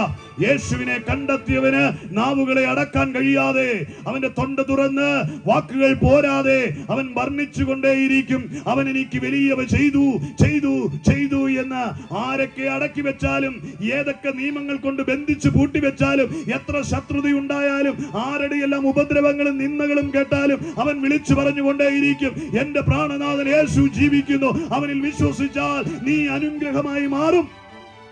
അത് പറയാൻ ഇവിടെ ആയിരക്കണക്കിന് ആൾക്കാരുണ്ട്. ഇവിടെ വിൻസ് ബ്രദർ എന്ന് പറഞ്ഞ പ്രിയ സഹോദരൻ ഇത് പറയുന്നതിന്റെ കാര്യം, തന്റെ ജീവിതത്തിന്റെ അധ്വാന ഭാരങ്ങളുടെ നടുവിൽ ഈ രക്ഷകനെ കണ്ടെത്തി താൻ ആശ്വാസമണഞ്ഞതുകൊണ്ടാ. താൻ ഒരു ക്രിസ്തീയ പശ്ചാത്തലമുള്ളത് കൊണ്ടല്ല, യേശുവിനെ കണ്ടെത്തിയത് കൊണ്ട് തനിക്ക് ലഭിച്ച സമാധാനം, തനിക്ക് ലഭിച്ച സ്വസ്ഥത, അതിന്റെ പരിണിതപരമായി താൻ ഒരു കാര്യം തിരിച്ചറിഞ്ഞു, എന്റെ സമസൃഷ്ടങ്ങൾ ഈ സത്യം തിരിച്ചറിയണം, അവർ ബന്ധനത്തിൽ നിന്ന് പുറത്തു വരണം. അതിന്റെ വാഞ്ച നിമിത്തമാ കടവും വിലയും മേടിച്ചും അവിടുന്നും ഇവിടുന്നും അധ്വാനിച്ചും പലരെയും കൂട്ടിയും ഈ പ്രയത്നങ്ങൾ ചെയ്ത് ഇതിവിടെ പടുത്തുയർത്തി ഈ ശബ്ദമാധ്യമത്തിലൂടെ യേശുവിനെ നിങ്ങളോട് പങ്കുവെച്ചുകൊണ്ടിരിക്കുന്നത്. പ്രിയമുള്ളവരെ, സ്വത്രം അങ്ങനെയുള്ളവരെ പറ്റി തിരുവചനം പറയും, അവന് ഭ്രാന്താണെന്ന് പറയും. എന്നാൽ എന്നെ കേൾക്കുന്ന പ്രിയമുള്ളവരെ, അവർ ഭ്രാന്തല്ല, സർവശക്തന്റെ നിർബന്ധം അവരുടെ മേൽ കിടക്കുന്നു. വിശുദ്ധ ബൈബിളിൽ അപ്പോസ്തലനായ പൗലോസ് ഇങ്ങനെ പറയാ, അവന്റെ നിർബന്ധം എന്റെ മേൽ കിടക്കും. സുവിശേഷം എന്ന് പറയുന്നത് ആരെങ്കിലും സമ്പത്ത് കൊടുത്ത് ജയിപ്പിക്കുന്നതല്ല, ആരുടെയെങ്കിലും പ്രലോഭനത്താൽ ഇറങ്ങി പുറപ്പെടുന്നതല്ല. രക്ഷകന്റെ രക്ഷയെ തിരിച്ചറിഞ്ഞ് ആത്മാവിൽ സ്വാതന്ത്ര്യം കിട്ടിയവന്റെ അകത്തെ കെടാത്ത തീയാണ് സുവിശേഷം എന്ന് പറയുന്നത്. അതൊരു അഗ്നിയാണ്, അത് ദേശങ്ങളെ കത്തിക്കുന്ന അഗ്നിയാണ്, അത് ബന്ധനത്വങ്ങളെ പൊട്ടിച്ചെറിയുന്ന അഗ്നിയാണ്, ഇരുട്ടിനെ പ്രഭ പകരുന്ന അഗ്നിയാണ് സുവിശേഷം എന്ന് പറയുന്നത്. അപ്പൊ സുവിശേഷം എന്ന് പറയുന്നത് ഒരു മതമല്ല, സുവിശേഷം എന്ന് പറയുന്നത് ലോകരക്ഷിതാവിനെ പറ്റിയുള്ള സദ്വർത്തമാനമാണ് സുവിശേഷം. ആ സുവിശേഷമാണ് ഇന്ന് രാത്രിയിൽ ഇവിടെ പറഞ്ഞുകൊണ്ടിരിക്കുന്നത്. അപ്പൊ സുവിശേഷം എന്തായിരിക്കുന്നു എന്നുള്ളതിനെ പറ്റി വിശുദ്ധ ബൈബിളിൽ ഒരു വാക്യം ഇങ്ങനെ അടയാളപ്പെടുത്തിയിരിക്കുന്നു, ദാവീദിന്റെ സന്തതിയായി ജനിച്ചു, മരിച്ചു, അടക്കപ്പെട്ടു, ഉയർത്തെഴുന്നേറ്റ യേശു ക്രിസ്തുവിനെ പറ്റിയുള്ള സന്ദേശമാണ് സുവിശേഷം എന്ന് പറയുന്നത്. ഇന്ന് രാത്രി ഇവിടെ ഉയർന്നു കേട്ടുകൊണ്ടിരിക്കുന്നത് ആ സന്ദേശമാണ്, യേശു ക്രിസ്തു എന്ന രക്ഷകനെ പറ്റി. അപ്പൊ സുവിശേഷം എന്ന് പറഞ്ഞാൽ നിങ്ങൾ ഓർത്തോണം, അത് യേശുവാണ്. കർത്താവ് ഈ ഭൂമിയിൽ വന്നപ്പോൾ പറഞ്ഞത്, ദൈവരാജ്യം സമീപിച്ചിരിക്കാൻ മാനസാന്തരപ്പെട്ട് സുവിശേഷത്തിൽ വിശ്വസിക്കാൻ എന്ന് പറഞ്ഞാൽ, ദൈവത്തിന്റെ രാജ്യം ഈ ഭൂമിയിൽ സ്ഥാപിതമായി കഴിഞ്ഞിരിക്കുക, സ്ഥാപിക്കപ്പെട്ടിരിക്കുക കർത്താവ് യേശു ക്രിസ്തുവിന്റെ വരവോടുകൂടി. ഇനി എന്താണ് ചെയ്യേണ്ടത്? നീ ക്രിസ്തുവിൽ വിശ്വസിച്ച് മാനസാന്തരപ്പെട്ടോണം. അതാണ് സുവിശേഷത്തിൽ വിശ്വസിക്കാൻ പറഞ്ഞത്. സുവിശേഷത്തിൽ വിശ്വസിക്കുക എന്ന് പറഞ്ഞാൽ യേശു ക്രിസ്തുവിൽ വിശ്വസിക്കുക, പെന്തക്കോസിൽ വിശ്വസിക്കുകയല്ല, ക്രിസ്തീയ സമൂഹത്തിൽ വിശ്വസിക്കുകയല്ല, ഏതെങ്കിലും ഒരു മതത്തിൽ വിശ്വസിക്കുന്നതല്ല സുവിശേഷം എന്ന് പറയുന്നത്. സുവിശേഷം എന്ന് പറയുന്നത് മാനവകുലത്തിന്റെ രക്ഷകനായ ക്രിസ്തുവിനെ ഹൃദയത്തിൽ ഏറ്റെടുക്കുന്ന സുവിശേഷം എന്ന് പറയുന്നത്. അത് ഏറ്റെടുത്ത ആയിരക്കണക്കിന് മതവിശ്വാസികളല്ലാത്തവരുണ്ട്. അവരെ ഓർത്ത് ഞാൻ ദൈവത്തിന് സ്തോത്രം ചെയ്യാം. എന്റെ ഒരു ഹൃദയത്തിൽ തോന്നിയ ഒരു തോന്നലാണ്, കർത്താവിന്റെ വരവെങ്കിൽ പെന്തക്കോസുകാരേക്കാൾ കൂടുതൽ കർത്താവിന്റെ വരവെങ്കിൽ എടുത്തുകൊള്ളപ്പെടുന്നത് അന്യ മത ബോർഡുകൾക്ക് കീഴിൽ വിവിധ കുലങ്ങളിൽ പിറക്കപ്പെട്ട ലക്ഷോപലക്ഷം ജനതയായിരിക്കും. അവർ ഹൃദയം കൊണ്ട് യേശുവിനെ ഏറ്റെടുത്ത് യേശുവിനായി ജീവിതം മാറ്റിവെച്ച് കർത്താവിൽ സന്തോഷിക്കുന്ന പ്രിയ സഹോദരങ്ങളെ ആയിരക്കണക്കിന് നമ്മുടെ മുൻപിൽ നമുക്ക് കാണുവാൻ കഴിയും. രഹസ്യമായി ക്രിസ്തുവിന്റെ ശിഷ്യരായി തീർന്നവർ ഇന്ന് ഈ മണ്ണിൽ ഇത് ഘോഷിക്കപ്പെടുമ്പോൾ ഈ ഗ്രൗണ്ടിന്റെ ഉള്ളിൽ വന്നിരിക്കാൻ കഴിയാതെ ഭവനങ്ങൾക്കുള്ളിൽ ഇരുന്നു കൊണ്ടും തെരുക്കോണുകളിൽ ഇരുന്നു കൊണ്ടും യേശുവിനോടുള്ള സ്നേഹം നിമിത്തം കാതോർത്ത് നിൽക്കുന്ന എത്രയോ പ്രിയപ്പെട്ടവരുണ്ട് എന്നെ ആത്മാവെന്നെ ബോധിപ്പിക്കുകയാണ്. അവരെ ഓർത്ത് ഞാൻ ദൈവത്തിന് സ്തോത്രം ചെയ്തു. കടത്തിണ്ണയിലായിരിക്കും, സാധനം മേടിക്കാൻ വന്നതായിരിക്കും, എങ്കിലും ഈ ഇമ്പമാർന്ന ശബ്ദം കേട്ടുകൊണ്ട് യേശുവിനെ പറ്റി പറയുന്നത് കേട്ടുകൊണ്ട് ഏകാഗ്രതയോടെ സൈഡിലോട്ട് മാറി നിൽക്കുന്ന സഹോദരങ്ങൾ ഇങ്ങനെ കേൾക്കുന്നവരുണ്ട്. അവരെ ഓർത്ത് ഞാൻ ദൈവത്തിന് സ്തോത്രം ചെയ്യുക. ഇവിടെ തിരുവചനം പറഞ്ഞ ഭാഗം വളരെ വേഗത്തിൽ മുൻപോട്ട് പോകുവാൻ ഞാൻ ആഗ്രഹിക്കുകയാണ്. അധ്വാനിക്കുന്നവരെ പറ്റി പറയുകയാണ്, ഭാരം ചുമക്കുന്നവരെ. അധ്വാനം എന്താണ് എന്നുള്ളതാണ് ഞാൻ സ്തോത്രം എന്റെ ചിന്തയിലേക്ക് ഓടി വന്നത്. ഞാൻ ഒരു വചനം വായിക്കുമ്പോൾ എന്റെ ഹൃദയങ്ങളിൽ ഓടി വരുന്ന ചിന്തകളെ ഞാൻ നിങ്ങളുമായി ക്രിസ്തുവിൽ പങ്കുവയ്ക്കുന്നതേ ഉള്ളൂ. ഞാനൊരു പ്രഭാഷകനല്ല, ഞാനൊരു വേദ പണ്ഡിതനല്ല, ഞാനൊരു വലിയ സ്വതന്ത്രം തീസിസ് സമർപ്പിക്കപ്പെട്ടിട്ട് ഇതിന്റെ ശാസ്ത്രീയ അവലോകനങ്ങളൊക്കെ നടത്തിയിട്ട് അതിനെപ്പറ്റി കീറിമുറിച്ച് നിങ്ങളോട് വർണ്ണിക്കാൻ വന്നു നിൽക്കുന്നയാളല്ല. ജീവനുള്ള ദൈവത്തിന്റെ മാഹാത്മ്യത്തെ അവൻ കുറിക്കപ്പെട്ട വരികളിലൂടെ പരിശുദ്ധാത്മാവിൽ ആശ്രയിച്ച് ജനത്തോട് പങ്കുവയ്ക്കുക മാത്രമേ എന്റെ ഉത്തരവാദിത്തമുള്ളൂ. അത് കേൾക്കുമ്പോൾ എനിക്ക് ഒരു കാര്യം അറിയാം, എന്നെ കൊണ്ട് പറയിപ്പിക്കുന്നവന്റെ മഹത്വമേറിയ ആ സാന്നിധ്യം അവരുടെ ഹൃദയങ്ങളെ തുറക്കുകയും അവരെ രക്ഷയുടെ മാഹാത്മ്യത്തിലേക്ക് ആകർഷിക്കുകയും ചെയ്യും എന്നെനിക്ക് ബോധ്യമുണ്ട്. ഇവിടെ തിരുവചനത്തിൽ പറയാ ജീവിത പ്രാരാബ്ദങ്ങൾ ചുമക്കുന്നവരുണ്ട്. അധ്വാനിക്കുന്നവരെ പറ്റി പറയുമ്പോൾ അധ്വാനം നമുക്കറിയാം, കായികമായി അധ്വാനിക്കുന്നവരുണ്ട്, ശാരീരികമായി അധ്വാനിക്കുന്നവരുണ്ട്. ഇവിടെ ആ അധ്വാനത്തെ പറ്റി രണ്ട് വഴികളിൽ ഈ വചനം എടുക്കുമ്പോൾ നമ്മൾ ചിന്തിക്കാം. കർത്താവായ യേശു ക്രിസ്തു പറഞ്ഞു, അധ്വാനിക്കുന്നവരും ഭാരം ചുമക്കുന്നവരും എന്റെ അരികിലേക്ക് വരാൻ പറഞ്ഞപ്പോഴത്തേന് IT മേഖല ജോലി ചെയ്യുന്ന സഹോദരൻ വിചാരിക്കുക കല്ലി ചുമക്കുന്നവരെയും സ്വതന്ത്രം മാർക്കറ്റിൽ ലോഡ് എടുക്കുന്നവരെയൊക്കെ ആയിരിക്കും വിളിക്കുന്നത് അധ്വാനിക്കുന്നവർ, അല്ലെങ്കിൽ വയലിൽ പണിയുന്നവരായിരിക്കും അധ്വാനിക്കുന്നവർ. അങ്ങനെ ചിന്തിക്കുന്നവരും കാണാം. സാമാന്യ ബുദ്ധിയിൽ പെട്ടെന്ന് ചിന്തിക്കുമ്പോൾ അധ്വാനിക്കുന്നവർ, കായികമായി അധ്വാനിക്കുന്നവർ. വിൻസ് ബ്രദറൊക്കെ നന്നായിട്ട് അധ്വാനിക്കും. ഇവിടെ ഇരിക്കുന്ന പ്രിയ സഹോദരങ്ങൾ പലരും ജോലി ചെയ്ത് ഉപജീവനം കഴിക്കുന്നവരാ, അല്ലെ? ജോലി ചെയ്ത് ആരെങ്കിലും ഉപജീവനം കഴിക്കുന്നുണ്ടോ? പറ്റത്തില്ല, അത് മടിയനാ. എല്ലാവരും എന്തെങ്കിലുമൊക്കെ അധ്വാനം ചെയ്ത് ഉപജീവിക്കുന്നത്. ആരും ആരുടെയും ഓസിലൊന്നും ജീവിക്കുന്നില്ല. ഇവിടെ ഇരിക്കുന്ന പ്രിയപ്പെട്ടവരെല്ലാം ശാരീരികമായും മാനസികമായും ഒക്കെ അധ്വാനിച്ച് ജീവിക്കുന്നവരാണെന്ന് എനിക്ക് നല്ല ബോധ്യമുണ്ട്. നിങ്ങളെയൊക്കെ കാണുമ്പോൾ അറിയാം. ഞാനും പ്രിയ എബ്രഹാം ബ്രദറോട് അതിനെപ്പറ്റി സംസാരിക്കായിരുന്നു. ഇവിടെയുള്ള ആൾക്കാരെല്ലാം നല്ല ഉത്സാഹികളാണ്. കാണുമ്പോൾ അറിയാം സ്വതന്ത്രം. മടിയന്മാരെ കാണുമ്പോഴും അറിയാം സ്വതന്ത്രം. ദൈവത്തിന് മഹത്വം. അപ്പൊ അധ്വാനിച്ചാണ് എല്ലാ മനുഷ്യരും ജീവിക്കുന്നത്.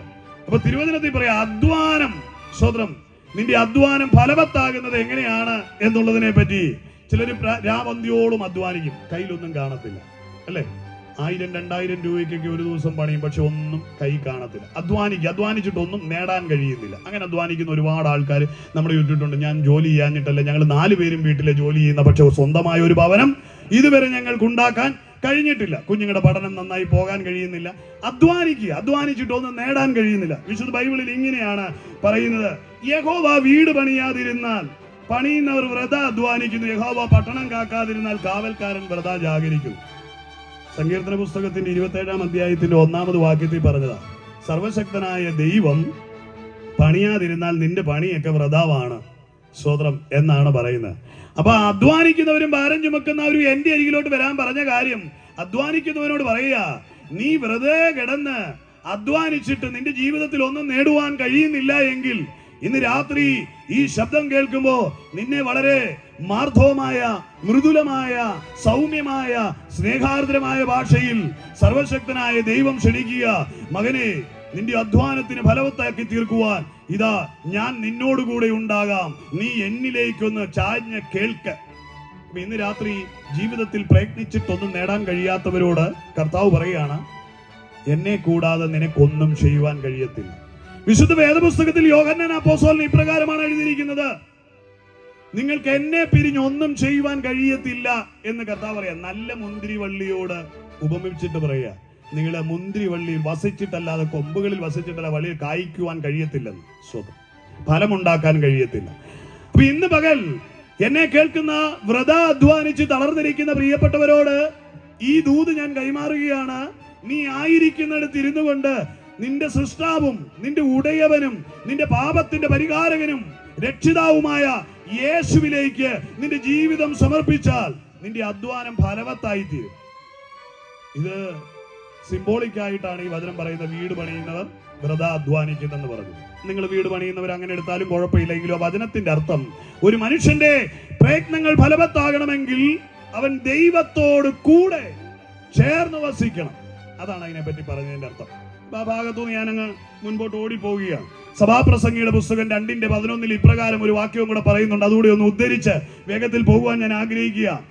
ഞാൻ എൻ്റെ കൈകളുടെ സകല പ്രവൃത്തികളെയും, ഞാൻ ചെയ്യാൻ ശ്രമിച്ച സകല പരിശ്രമങ്ങളെയും നോക്കി എല്ലാം മായും വ്രത പ്രയത്നവും അത്രേ, സൂര്യന്റെ കീഴിൽ യാതൊരു ലാഭവും ഇല്ല എന്ന് കണ്ടു. അപ്പൊ എന്റെ പ്രയത്നങ്ങൾ വ്രതാവാണ്, മായയാണ്. സൂര്യന്റെ കീഴിലുള്ള എന്റെ എല്ലാ പ്രയത്നങ്ങളും വ്രതമാണ് എന്ന് പറയുക. ഇപ്പൊ മനുഷ്യന്റെ കായിക അധ്വാനങ്ങളൊക്കെ വൃഥാവാണ് എന്നാണ് പറഞ്ഞതിന്റെ അർത്ഥം.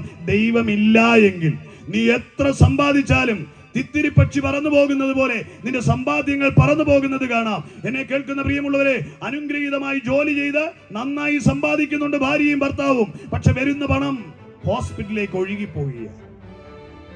നീ അനുഭവിക്കേണ്ട സമ്പത്ത് മറ്റു പല വഴികളിലായി ഒഴുകിപ്പോവുക. നിന്റെ പ്രയത്നങ്ങൾ വെറുതാവായി ശൂന്യമായി തീരുക. നിന്റെ കരങ്ങളിൽ സമ്പത്ത് നിൽക്കുന്നില്ല. നിന്റെ സ്വപ്നങ്ങൾക്ക് അതേ നിറം ചാർത്തുവാൻ കഴിയുന്നില്ല. നീ പരാജയം അടഞ്ഞു പോയിക്കൊണ്ടിരിക്കുക. എവിടെയാണ് ഇതിന്റെ മൂലകാരണമെന്ന് വിശുദ്ധ ബൈബിൾ പറയുന്നു. അതെ, ദൈവത്തെ കൂടാതെയുള്ള നിന്റെ പ്രയത്നങ്ങൾ വൃഥാവാന്ന് പറയുക. എന്നാൽ ഇന്ന് രാത്രി ഞാൻ ഉന്നയിക്കുവാൻ നിൽക്കുന്നത് ജഡപരമായ പ്രയത്നത്തെ പറ്റി പറയുവാനായിട്ടല്ല. വിശുദ്ധ ബൈബിളിലെ ഈ വചനത്തിന്റെ അടിസ്ഥാന തത്വം ഇപ്രകാരമാണ് പറയുന്നത്. അധ്വാനിക്കുന്നവരെ പറ്റി പറയുന്നത് ഇങ്ങനെയാണ് പറയുന്നത്. സ്വതന്ത്രം മനുഷ്യന്റെ പ്രയത്നങ്ങളെ പറ്റി പറയുന്നത് സ്വതന്ത്രം പാപത്തിന്റെ പരിഹാരത്തിന് വേണ്ടിയുള്ള പ്രയത്നത്തെ പറ്റിയാണ് കർത്താവായ യേശു ക്രിസ്തു ഇവിടെ ഇത് ഓർമ്മിപ്പിക്കുന്നത്. ഒരു മനുഷ്യന്റെ പാപപരിഹാരത്തിന് വേണ്ടിയുള്ള പ്രയത്നത്തെ പറ്റിയാണ് അർത്ഥവത്തായ ഈ വചനത്തിന്റെ കാതലായ കാര്യം ഓർപ്പിക്കുന്നത്. പക്ഷെ പൊതുജനത്തിന്റെ ഗ്രഹണത്തിന് വേണ്ടി, ഗ്രഹിക്കുവാൻ വേണ്ടി ശാരീരിക കായിക അധ്വാനത്തെ പറ്റി ഞാൻ ഓർപ്പിച്ചു എന്ന് മാത്രമേ ഉള്ളൂ. എന്നാൽ ഇതിന്റെ അടിസ്ഥാനപരമായി ആ വചനം വിവർത്തനം ചെയ്തു പോകുന്നത് പാപഭാരം ചുമക്കുന്ന മനുഷ്യൻ പാപത്തിന്റെ പരിണിത ഫലമായി സംഭവിക്കുന്ന നിത്യമായ നാശത്തിൽ നിന്ന്, ശാപക്കെട്ടിൽ നിന്ന് വിടുതൽ പ്രാപിക്കുവാൻ വേണ്ടി അവൻ ചെയ്തു കൂട്ടുന്ന പ്രയത്നങ്ങളെ പറ്റിയാണ് അതിന്റെ കാതലായ ധ്വനി തിരുവചനം ഉയർത്തിക്കാട്ടുന്നത്. കർത്താവായ യേശു ക്രിസ്തു പറയുകയാണ്, കർത്താവായ യേശു ഈ ഭൂമിയിലേക്ക് വന്ന നാളിൽ ന്യായപ്രമാണ കാലങ്ങളിൽ ന്യായപ്രമാണം ആചരിക്കുന്ന ജനസമൂഹം തങ്ങളുടെ പാപത്തിന്റെ വിമോചനത്തിന് വേണ്ടി ദിനം പ്രതി മാസം തോറും വർഷങ്ങളിലുമൊക്കെയായി അതേ ആലയങ്ങളിൽ വന്ന് യാഗങ്ങളെ അർപ്പിച്ചുകൊണ്ട് പാപപരിഹാരത്തിന് വേണ്ടി പ്രയത്നം നടത്തുകയാണ്. ആ ജനസമൂഹത്തെ നോക്കിക്കൊണ്ട് സർവശക്തനായ ദൈവം ഉരവിട്ട മനോഹരമായ ഒരു വാക്യമാണ് അധ്വാനിക്കുന്നവർ. എന്നെ കേൾക്കുന്ന മാന്യ സഹോദരങ്ങളെ, നിങ്ങളിൽ പലരും കാലിന്റെ തൊലി പൊള്ളുമാറ് കുമളയ്ക്കുമാറ് ദീർഘദൂരം നട്ടുച്ച വെയിലത്ത് തീർത്ഥയാത്രകൾ നടത്തി ചിലരെ പ്രസാദിപ്പിക്കുവാൻ വേണ്ടി, ദൈവപ്രസാദം ലഭിക്കുവാൻ വേണ്ടി നിങ്ങൾ കുന്നുകളും മലകളും കീഴടക്കി കയറിപ്പോയി ദൈവത്തിന്റെ പ്രസാദം പ്രാപിക്കുവാൻ വേണ്ടി. നിങ്ങളിൽ പലരും ശരീരത്തിന് ദണ്ഡനങ്ങളെ ഇട്ടുകൊണ്ട്, ശരീരം കുത്തിത്തുളച്ചുകൊണ്ട് ദൈവത്തെ പ്രസാദിപ്പിക്കുവാൻ ദൈവത്തിന്റെ മുൻപിൽ നൃത്തമാടിയവരും എന്നെ കേൾക്കുന്നുണ്ടാകാം. ഇന്ന് രാത്രി ആധികാരികതയോടെ ഞാൻ ഓർപ്പിക്കട്ടെ പ്രിയമുള്ളവരെ, മനുഷ്യന്റെ ദൈവത്തെ പ്രസാദിപ്പിക്കുവാനുള്ള പ്രയത്നങ്ങൾ അനസൂതം തുടർന്നുകൊണ്ടിരിക്കുന്ന ആധുനിക കാലഘട്ടത്ത് മൗഢ്യരായ മൂഢത്തരം കാണിക്കുന്ന ജനസമൂഹത്തോട് ഹൃദയത്തിന്റെ ഭാഷയിൽ നിഷ്കളങ്കതയോടെ നിങ്ങളോട് സഹതാപപൂർവം എനിക്ക് ഓർമ്മിക്കുവാൻ ഒരു കാര്യമുണ്ട്. നിങ്ങളുടെ പ്രയത്നങ്ങൾ വൃഥാവാണ്. ഈ നിൽക്കുന്ന ഞാൻ ദീർഘയാത്രകൾ നടത്തിയിട്ടുണ്ട്, തീർത്ഥയാത്രകൾ നടത്തിയിട്ടുണ്ട്, കുന്നുമലകൾ താണ്ടിയിട്ടുണ്ട്, അതേ സ്വതന്ത്രം കമ്പിത്തിരി കത്തിച്ചും പടക്കം പൊട്ടിച്ചും ദൈവത്തെ പ്രസാദിപ്പിക്കുവാൻ നോക്കിയിട്ടുണ്ട്. അതേ മെഴുകുതിരികൾ കത്തിച്ച് ദൈവത്തെ പ്രസാദിപ്പിക്കുവാൻ ഞാൻ നോക്കിയിട്ടുണ്ട്. എന്നെ കേൾക്കുന്ന മാന്യമിത്രമേ, ദേശത്തെ പ്രബുദ്ധരായ ദേശവാസികളെ, സമ്പന്നരായ ജ്ഞാനികളായ വിദ്യാസമ്പന്നരായ കുലമേ, എന്നെ കേൾക്കുന്ന മനുഷ്യ, നിന്നോട് ഞാൻ പറയട്ടെ, നിന്റെ വൃഥാവായ ശാരീരിക മാനസിക പ്രയത്നങ്ങളൊക്കെ നിനക്കൊരു സാറ്റിസ്ഫാക്ഷൻ തരുന്നു എന്നുള്ളതല്ലാതെ നിന്റെ ആന്തരിക പാപത്തിൽ നിന്ന്, ആത്മാവിന്റെ പാപത്തിൽ നിന്ന് വിമോചനം തരികയില്ല. എന്നാൽ ഇന്ന് രാത്രി എന്നെ കേൾക്കുന്ന സ്നേഹിത, നിന്റെ പാപത്തിന്റെ വിമോചനത്തെ പറ്റി പറയുവാനാ, പാപത്തിന്റെ വിമോചനത്തിന് വേണ്ടി നീ ജയിക്കുന്ന പ്രയത്നത്തെ പറ്റി പറയാനാ. കർത്താവായ യേശു ക്രിസ്തു ഇത് പറയുമ്പോൾ സമ്പത്ത് ചെലവഴിച്ച് കാളക്കുട്ടികളെ അറുത്തും കുറുപ്രാവുകളെ അറുത്തും ആടുകളെ അറുത്തും പാപവിമോചനത്തിന് വേണ്ടി ഒരു ജനം പ്രയത്നിച്ചു കൊണ്ടിരിക്കുക. അവരുടെ നടുവിലേക്ക് ന്യായപ്രമാണ ആചാരങ്ങളെ അനുഷ്ഠിച്ച് വ്രതാ പ്രയത്ന കർമ്മങ്ങൾ ചെയ്യുന്ന ജനത്തെ നോക്കിക്കൊണ്ട് യേശു വിളിച്ചു പറഞ്ഞതാണ്, അധ്വാനിക്കുന്നവരും ഭാരം ചുമക്കുന്നവരും എന്റെ അരികിലേക്ക് വാ എന്നുള്ള മനോഹരമായ വാക്യം. അപ്പൊ അവന്റെ ഈ പ്രയത്നങ്ങൾ, പാപപരിഹാരത്തിന് വേണ്ടിയുള്ള പ്രയത്നങ്ങൾ വിഫലമായി വീണ്ടും അവൻ പാപത്തിൽ പെടുന്നു, ശാശ്വത പരിഹാരം ലഭിക്കുന്നില്ല. എന്നാൽ ഇന്ന് ഇവിടെ ഘോഷിക്കപ്പെടുന്നത് നിന്റെ പാപത്തിന്റെ ശാശ്വത പരിഹാരത്തെ പറ്റിയ. അതെ, രക്തം ചൊരിഞ്ഞുകൊണ്ട് ദൈവത്തെ പ്രസാദിപ്പിക്കുവാൻ ജനം യാഗമാക്കുകയാണ്. അങ്ങനെ ദൈവപ്രസാദത്തിന് വേണ്ടി യാഗങ്ങൾ അർപ്പിക്കുന്ന ജനത്തോട് പറയുകയാണ്, സ്തോത്രം. ഇനി യാഗങ്ങളല്ല, വിശ്വാസത്താൽ നീതീകരണം. ഇന്നെ കേൾക്കുന്ന മാന്യദേശത്തോട് ഞാൻ പറയാം, നിന്റെ പാപത്തിന്റെ പരിഹാരം പ്രയത്നങ്ങളിലല്ല അടങ്ങിയിരിക്കുന്നത്. വിശ്വാസത്താൽ നിനക്ക് നീതീകരണം പ്രാപിക്കുവാൻ കഴിയും. കർത്താവായ യേശു ക്രിസ്തുവിലുള്ള വിശ്വാസത്താൽ. ഇങ്ങനെയാണ് റോമാലേഖനം 3-ാം അധ്യായത്തിന്റെ 28-ാമത് വാക്യങ്ങളിൽ ഇങ്ങനെ പറയുകയാണ്, അങ്ങനെ മനുഷ്യൻ ന്യായപ്രമാണത്തിന്റെ പ്രവൃത്തിയെ കൂടാതെ വിശ്വാസത്താൽ തന്നെ നീതീകരിക്കപ്പെടുന്നു എന്ന് നാം അറിയണം. തിരുവചനം പറയുകയാണ്, സ്വതന്ത്രം പാപമോചനത്തിന് വേണ്ടി പാപത്തിന്റെ പരിണിതഫലമായ പ്രയത്നങ്ങളെ നീക്കുവാൻ വേണ്ടി ന്യായപ്രമാണ പ്രകാരം ഏകദേശം സകലവും രക്തത്താൽ ശുദ്ധീകരിക്കപ്പെടുന്നു. രക്തം ചൊരിഞ്ഞിട്ടല്ല വിമോചനമില്ല. ന്യായപ്രമാണ കാലത്ത് പ്രാവിനെയും മാടിനെയും ഒക്കെ കണ്ടിച്ച് അതിന്റെ രക്തമൊഴുക്കിയ ദൈവത്തെ പ്രസാദിപ്പിച്ചതെങ്കിൽ ദൈവം ഒരു പരിഹാരം വരുത്തുകയാണ്. ഇന്ന് രാത്രി സുവിശേഷമായി ഇവിടെ ഘോഷിക്കപ്പെട്ടുകൊണ്ടിരിക്കുന്നത്. വലിയ ഇളക്കവും ബഹളവും ഒന്നും ഇന്നിനെ കേട്ടിരിക്കുന്നവർ നടുവിൽ ഇല്ലെങ്കിലും ദൂരവേ കേട്ടിരിക്കുന്ന നിന്റെ വിമോചനത്തിനുള്ള സന്ദേശമാണ് ഇവിടെ മുഴങ്ങി കേട്ടുകൊണ്ടിരിക്കുന്നത്. രക്തം ചൊരിഞ്ഞിട്ടല്ലാതെ വിമോചനമില്ല. അത് ന്യായപ്രമാണം തൊട്ടായിക്കോട്ടെ, ഈ കാലഘട്ടങ്ങളിലായിക്കോട്ടെ, സംഭവിച്ചുകൊണ്ടിരിക്കുന്ന രക്തച്ചൊരിച്ചിലുകൾക്ക് വിരാമം കുറിക്കുവാൻ വേണ്ടി ഇതാ മനുഷ്യന് വേണ്ടി ഒരുവൻ യാഗമായി തീരുകയാണ്. അതാണ് ഈ ലോകം മുഴുവൻ ഘോഷിക്കുന്ന സുവിശേഷം എന്ന് പറയുന്ന സത്യം. മനുഷ്യകുലം പാപത്തിന്റെ വിമോചനത്തിന് വേണ്ടി രക്തച്ചൊരിച്ചിലുകൾ വേണ്ട, തീർത്ഥയാത്രകളോ ബാഹ്യപ്രവർത്തികളോ കർമ്മങ്ങളോ ഒന്നുമില്ലാതെ ഒരുവനിലൂടെ എന്നേക്കുമായി പരിഹാരം വരുത്തുവാൻ പാപത്തിന്റെ ഭാരത്തെ ചുമക്കുന്ന, പാപം പരിഹരിക്കാൻ പ്രയത്നിക്കുന്ന ജനത്തെ നോക്കി ദൈവമൊരുക്കിയ പരിഹാര മാർഗം, അതത്രേ സുവിശേഷം എന്ന് പറയുന്നത്. 2025 വർഷങ്ങൾക്ക് മുമ്പ് ദൈവം അതിനുള്ള പരിഹാര കർമ്മം ചെയ്തു. അതെ, സ്വർഗീയ മഹിമകളെ വെടിഞ്ഞുകൊണ്ട് ദൈവത്തിന്റെ ഏകജാതനായ പുത്രനായ ക്രിസ്തു ഈ താഴ്ന്ന ലോകത്തേക്ക് വേഷത്തിൽ ജഡാവതാരമെടുത്ത് അവതരിക്കപ്പെട്ടു. അവനെ പറ്റി പറയുന്നത് പരിശുദ്ധനും നീതിമാനും നിഷ്കളങ്കനും, അതെ, പാപം എന്തെന്നറിയാത്ത ദൈവത്തിന്റെ കുഞ്ഞാട് നമുക്ക് വേണ്ടി രക്തബലിയായി തീരുകയാണ്. കാലാകാലമായി മനുഷ്യൻ അനുഷ്ഠിച്ചു വന്ന പ്രയത്നങ്ങൾക്ക് പരിഹാരം വരുത്തുവാൻ തന്റെ ശരീരത്തിൽ പാപത്തിന്റെ പരിണിത ഫലത്തെ അവൻ ഏറ്റെടുക്കുക, പാപത്തിന്റെ കുറ്റത്തെ ഏറ്റെടുക്കുക. വിശുദ്ധ ബൈബിളിൽ സ്തോത്രം ഒരു വചനം ഇപ്രകാരമാണ് പറയുന്നത്. സ്തോത്രം യെശയ്യാവിന്റെ പുസ്തകം 53-4-6 വാക്യങ്ങൾ. മനുഷ്യന്റെ പ്രയത്നങ്ങൾക്ക് പരിഹാരം വരുത്തുവാൻ വേണ്ടി ദൈവം ചെയ്ത പ്രായശ്ചിത്ത കർമ്മത്തിന്റെ അടയാളത്തെ നിഴലായി ഓർപ്പിക്കുക. സാക്ഷാൽ നമ്മുടെ രോഗങ്ങളെ അവൻ വഹിച്ചു, നമ്മുടെ വേദനകളെ അവൻ ചുമന്നു. നാമോ ദൈവം അവനെ ശിക്ഷിച്ചും അടിച്ചും ദണ്ഡിപ്പിച്ചും ഇരിക്കുന്നു എന്ന് വിചാരിച്ചു. എന്നാൽ അവൻ നമ്മുടെ അതിക്രമങ്ങൾ നിമിത്തം മുറിവേറ്റു, നമ്മുടെ അതികൃത്യങ്ങൾ നിമിത്തം തകർന്നുമിരിക്കുന്നു. നമ്മുടെ സമാധാനത്തിനായുള്ള ശിക്ഷ അവന്റെ മേൽ ആയി, അവന്റെ അടിപ്പിണരുകളാൽ നമുക്ക് സൗഖ്യം വന്നുമിരിക്കുന്നു. നാം എല്ലാവരും ആടുകളെ പോലെ തെറ്റിപ്പോയിരുന്നു, നാം ഓരോരുത്തരും താന്റെ വഴിക്ക് തിരിഞ്ഞിരുന്നു. എന്നാൽ യഹോവ നമ്മുടെ എല്ലാവരുടെയും അകൃത്യം അവന്റെ മേൽ ചുമത്തി. സ്തോത്രം, ആമേൻ, ഹല്ലേലൂയ. എന്നെ കേൾക്കുന്ന മാന്യ സഹോദരങ്ങളെ, യേശു ക്രിസ്തു എന്തിനാണ് കാൽവരിയുടെ കൊലക്കളത്തിൽ നമുക്ക് വേണ്ടി പരമയാഗമായി തീർന്നതെന്നുള്ളത് കാതലായി ചെറുരൂപത്തിൽ അതിൽ സംക്ഷിപ്തീകരിക്കപ്പെട്ടിരിക്കുക വചനഭാഗത്തിൽ. മനുഷ്യകുലത്തിന്റെ പാപത്തെ, മനുഷ്യകുലത്തിന്റെ പാപപരിഹാരത്തിനുള്ള പ്രയത്നങ്ങൾക്ക് അവസാനം വരുത്തുവാൻ വേണ്ടി മനുഷ്യന്റെ പാപത്തിന്റെ പ്രയത്നത്തെ അവൻ ഏറ്റെടുക്കുക. അവൻ തന്റെ ശിരസിൽ ഏറ്റെടുത്തുകൊണ്ട് പാപത്തെ വഹിച്ചുകൊണ്ട്, പാപം എന്തെന്നറിയാത്തവൻ പാപപരിഹാരത്തിന് വേണ്ടി പാപത്തെ ചുമന്നുകൊണ്ട് കാൽവരിയിൽ നമുക്ക് വേണ്ടി പരമയാഗമായി തീരുക. പ്രിയമുള്ളവരെ, എനിക്കും നിങ്ങൾക്കും ഏതെല്ലാം യാഗങ്ങളും ഏതെല്ലാം തീർത്ഥയാത്രകളിലും നടത്തിയാലും വർഷാവർഷം തോണ്ടും വീണ്ടും പുതുക്കേണ്ട ആ യാഗങ്ങൾക്ക് പരിണിത ഫലമായി ഒരേ ഒരു യാഗം, ഇനിയൊരു യാഗമില്ല. ഏകന്റെ യാഗത്താൽ മാനുകൂലത്തിന് മുഴുവനായി പാപവിമോചനം സർവശക്തനായ ദൈവം ഉറപ്പിച്ചു കഴിഞ്ഞു. ഇന്നെന്നെ കേൾക്കുന്ന മാന്യമിത്രങ്ങളെ, നാം ആരും ഇനി ഒരു പ്രയത്നം പാപപരിഹാരത്തിന് വേണ്ടി ചെയ്യേണ്ടതായില്ല. ഒരിക്കലായി എന്നേക്കുമായി കർത്താവായ യേശു ക്രിസ്തു കാൽവരിയിൽ മനുഷ്യകുലത്തിന് വേണ്ടി പരമയാഗമായിക്കൊണ്ട് അത് തീർത്തു കഴിഞ്ഞു.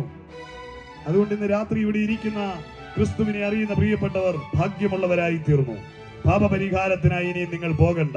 വർഷാന്തോറും കുരിശുമെന്ന് വെള്ളിയാഴ്ച നിങ്ങൾ റോഡിൽ കൂടെ നടക്കണ്ട.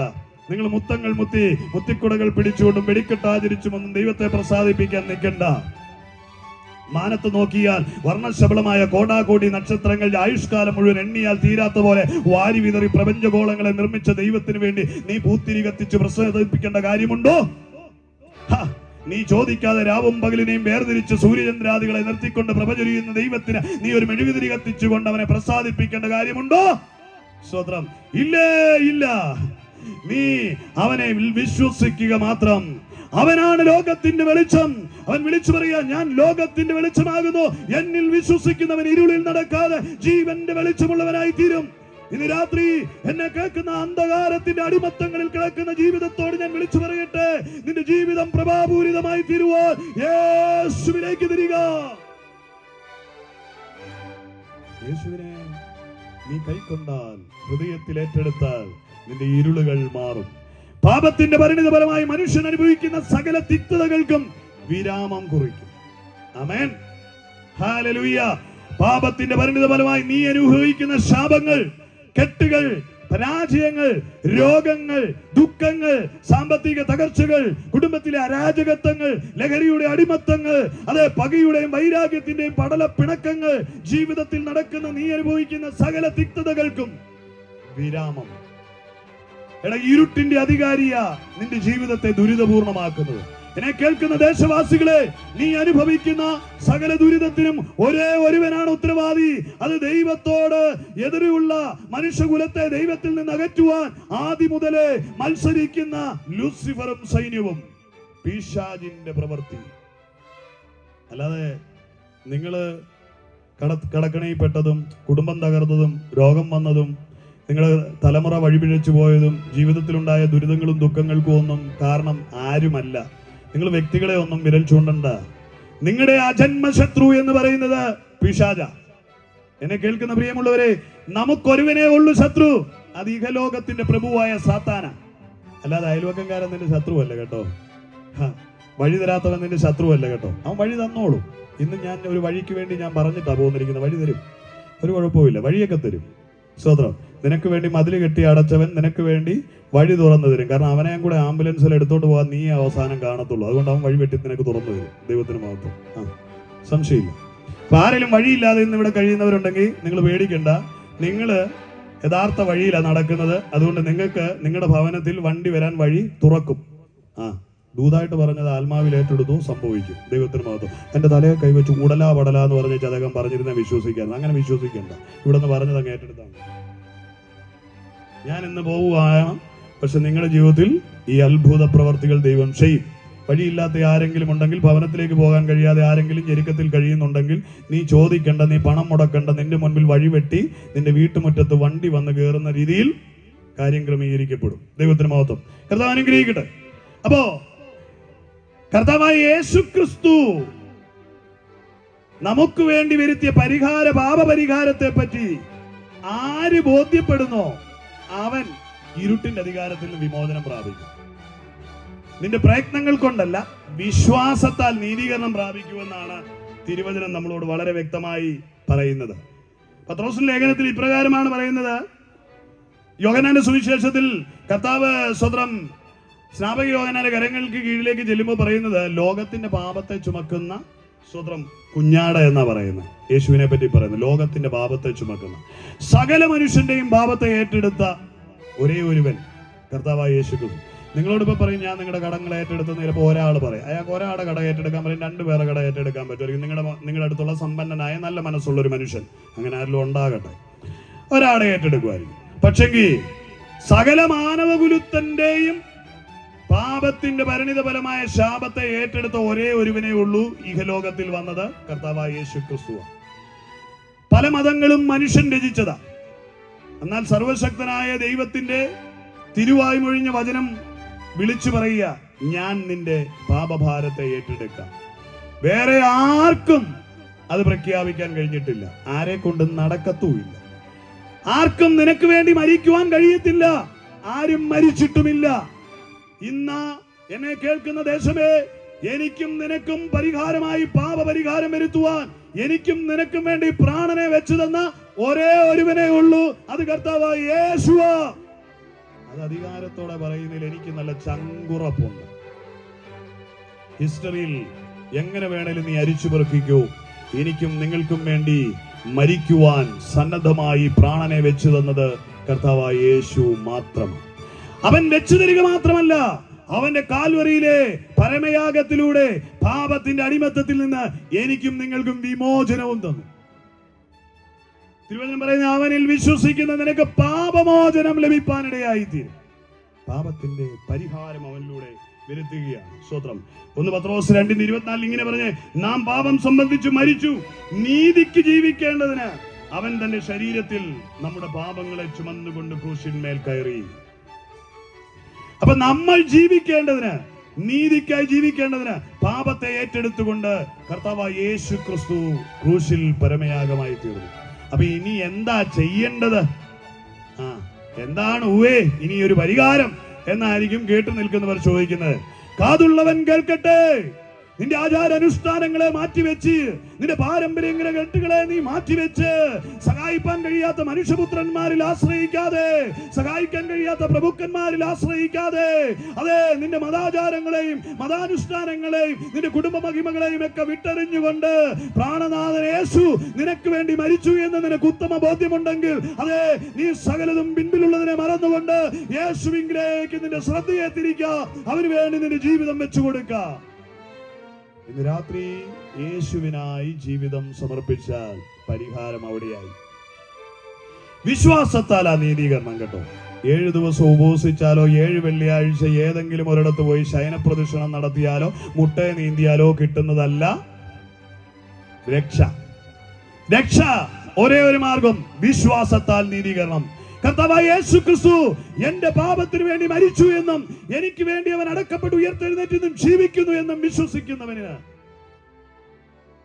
രക്ഷ പ്രാപിപ്പാൻ കഴിയും. റോമാലേഖനത്തിൽ ഇപ്രകാരം പറയുന്നത്, എനിക്കായി യേശു മരിച്ചു എന്ന്, എനിക്ക് വേണ്ടി, എന്റെ പാപങ്ങൾക്ക് വേണ്ടി യേശു മരിച്ചു എന്ന് ഹൃദയം കൊണ്ടൊരുവൻ വിശ്വസിച്ച് നീതിക്കായി നാവുകൊണ്ട് ഏറ്റുപറഞ്ഞാൽ നീ രക്ഷിക്കപ്പെടും. സ്തോത്രം. ചിലർ പറയും ഞാൻ ഹൃദയം കൊണ്ട് സ്വീകരിച്ചെന്ന് പറയും. എന്നെ കേൾക്കുന്ന പ്രിയമുള്ളവരെ, ഹൃദയം കൊണ്ട് സ്വീകരിച്ചു നീ വാ തുറക്കാതെ വായും കൊണ്ടും തുറന്നു പറയണം, ഏറ്റു പറയണം. എനിക്ക് ഈ ദേവദാസനെ വലിയ ഇഷ്ടമാണ്. പുള്ളി വിശുദ്ധ ബൈബിളിന്റെ അടിസ്ഥാനത്തിൽ ഉപദേശങ്ങൾ അനുസരിച്ച് വ്യക്തതയോടെ ഓരോ ശുശ്രൂഷയും ചെയ്യുന്നത്. ഞാനത് ഇന്ന് അവിടെ പോയപ്പോൾ എനിക്കത് കണ്ടപ്പോഴാണ് എനിക്കത് മനസ്സിലായത്. സ്തോത്രം. കോംപ്രമൈസ് ഒന്നുമില്ല, വളരെ ക്ലിയർ ആയിട്ട് ഓരോന്നും പടിപടിയായി ചെയ്യുന്നത്. കർത്താവിന്റെ മേശ, അതുപോലെ ശുശ്രൂഷകളെല്ലാം. ഞാൻ പറഞ്ഞു വന്നതിന്റെ ആസം, ഇതിനകത്ത് വെള്ളം ചേർക്കാവുന്ന പരിപാടികളല്ല. നീ വിശ്വസിച്ചു എന്ന് പറഞ്ഞാൽ പോരാ. ഇന്ന് ഇവിടെ ഇരിക്കുന്ന ആരെങ്കിലും, ഈ ദേശത്ത് ആരെങ്കിലും എന്നെ കേൾക്കുന്നവര് രക്ഷിക്കപ്പെടുവാൻ ആഗ്രഹിക്കുന്നെങ്കിൽ, നീ ഹൃദയം കൊണ്ട് യേശു നിനക്ക് വേണ്ടി മരിച്ചു എന്ന് നീ വിശ്വസിച്ചെങ്കിൽ, നിന്റെ പാപത്തിന്റെ പരിഹാരം കാൽവരിയിൽ വരുത്തി എന്ന് നീ വിശ്വസിക്കുന്നെങ്കിൽ, അത് ഹൃദയത്തിൽ വിശ്വസിച്ച നീ നാവ് കൊണ്ടേറ്റു പറയണം. എടാ, അവിടെ ഒരു കിണറുണ്ടെന്ന്, ഇടയിൽ ഒരു കുഴിയുണ്ട്, അതിനകത്തോട്ട് വീണു. നമ്മുടെ സഹോദരൻ വീഴത്തൊന്നുമില്ല കേട്ടോ, ഞാനങ്ങ് പറയുക. അപ്പൊ അങ്ങോട്ട് പോയ വഴി അറിയാതെ കാല് തട്ടി അതിനകത്തോട്ട് വീണു. അവിടെ കിടന്നിട്ട് മിണ്ടാതെ കിടക്കുക. എന്നെ ആരെങ്കിലും വന്ന് രക്ഷിക്കുമായിരിക്കും. മിണ്ടാതിരിക്കുക.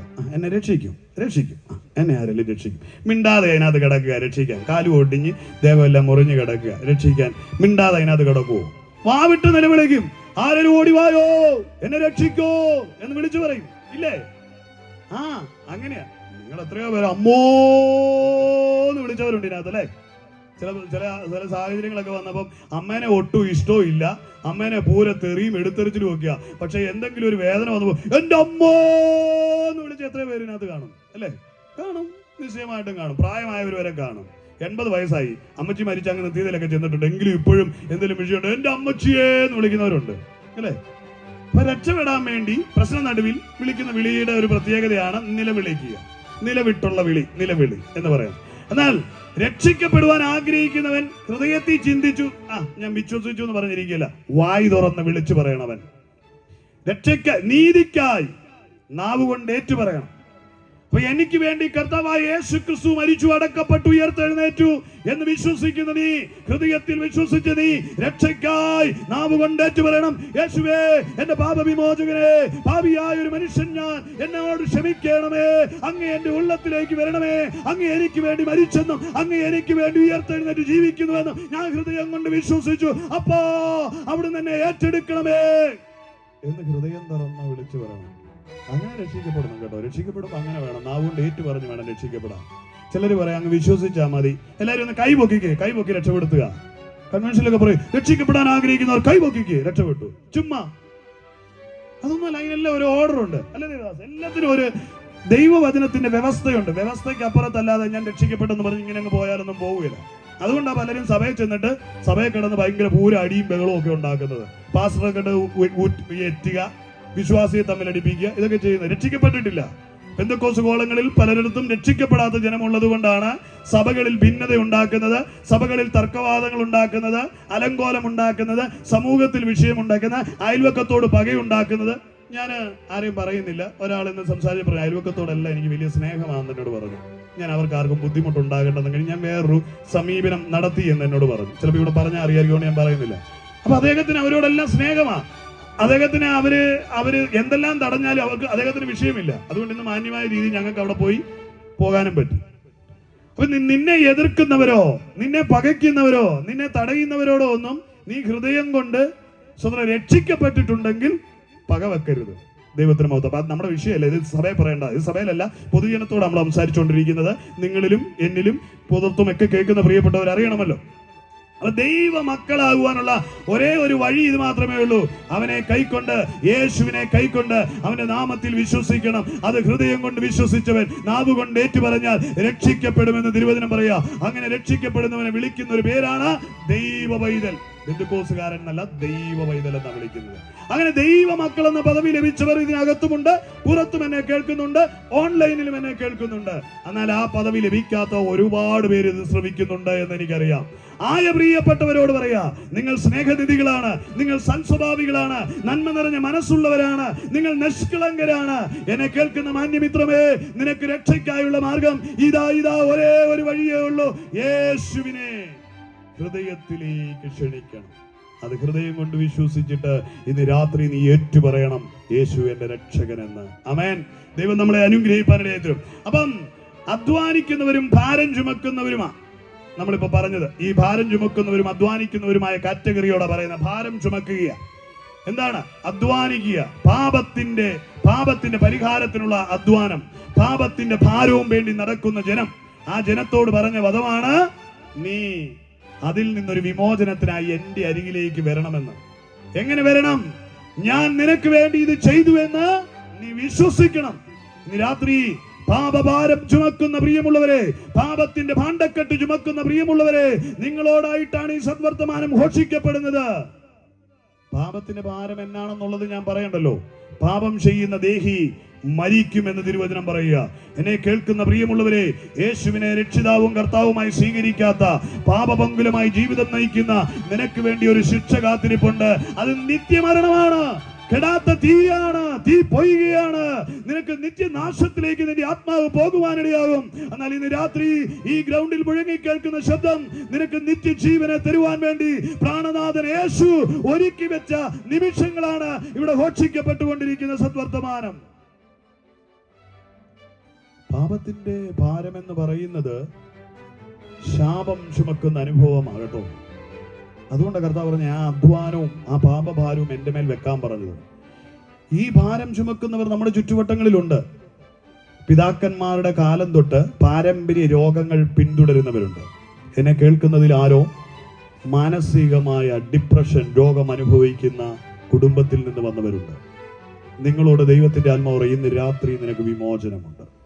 നീ ഹൃദയം യേശുവിനായി കൊടുക്കുന്നെങ്കിൽ നിന്റെ പാരമ്പര്യത്തിന്റെ ആ പൈശാചിക ബന്ധനത്തിന്റെ ശാപത്തിന്റെ കണ്ണി ഇന്ന് ഈ ഗ്രൗണ്ടിൽ വെച്ച് അറുത്തു മാറ്റപ്പെടുവാനിടയായി തീരും. നിന്റെ കുടുംബം അനുഗ്രഹിക്കപ്പെടുവാനിടയാവും.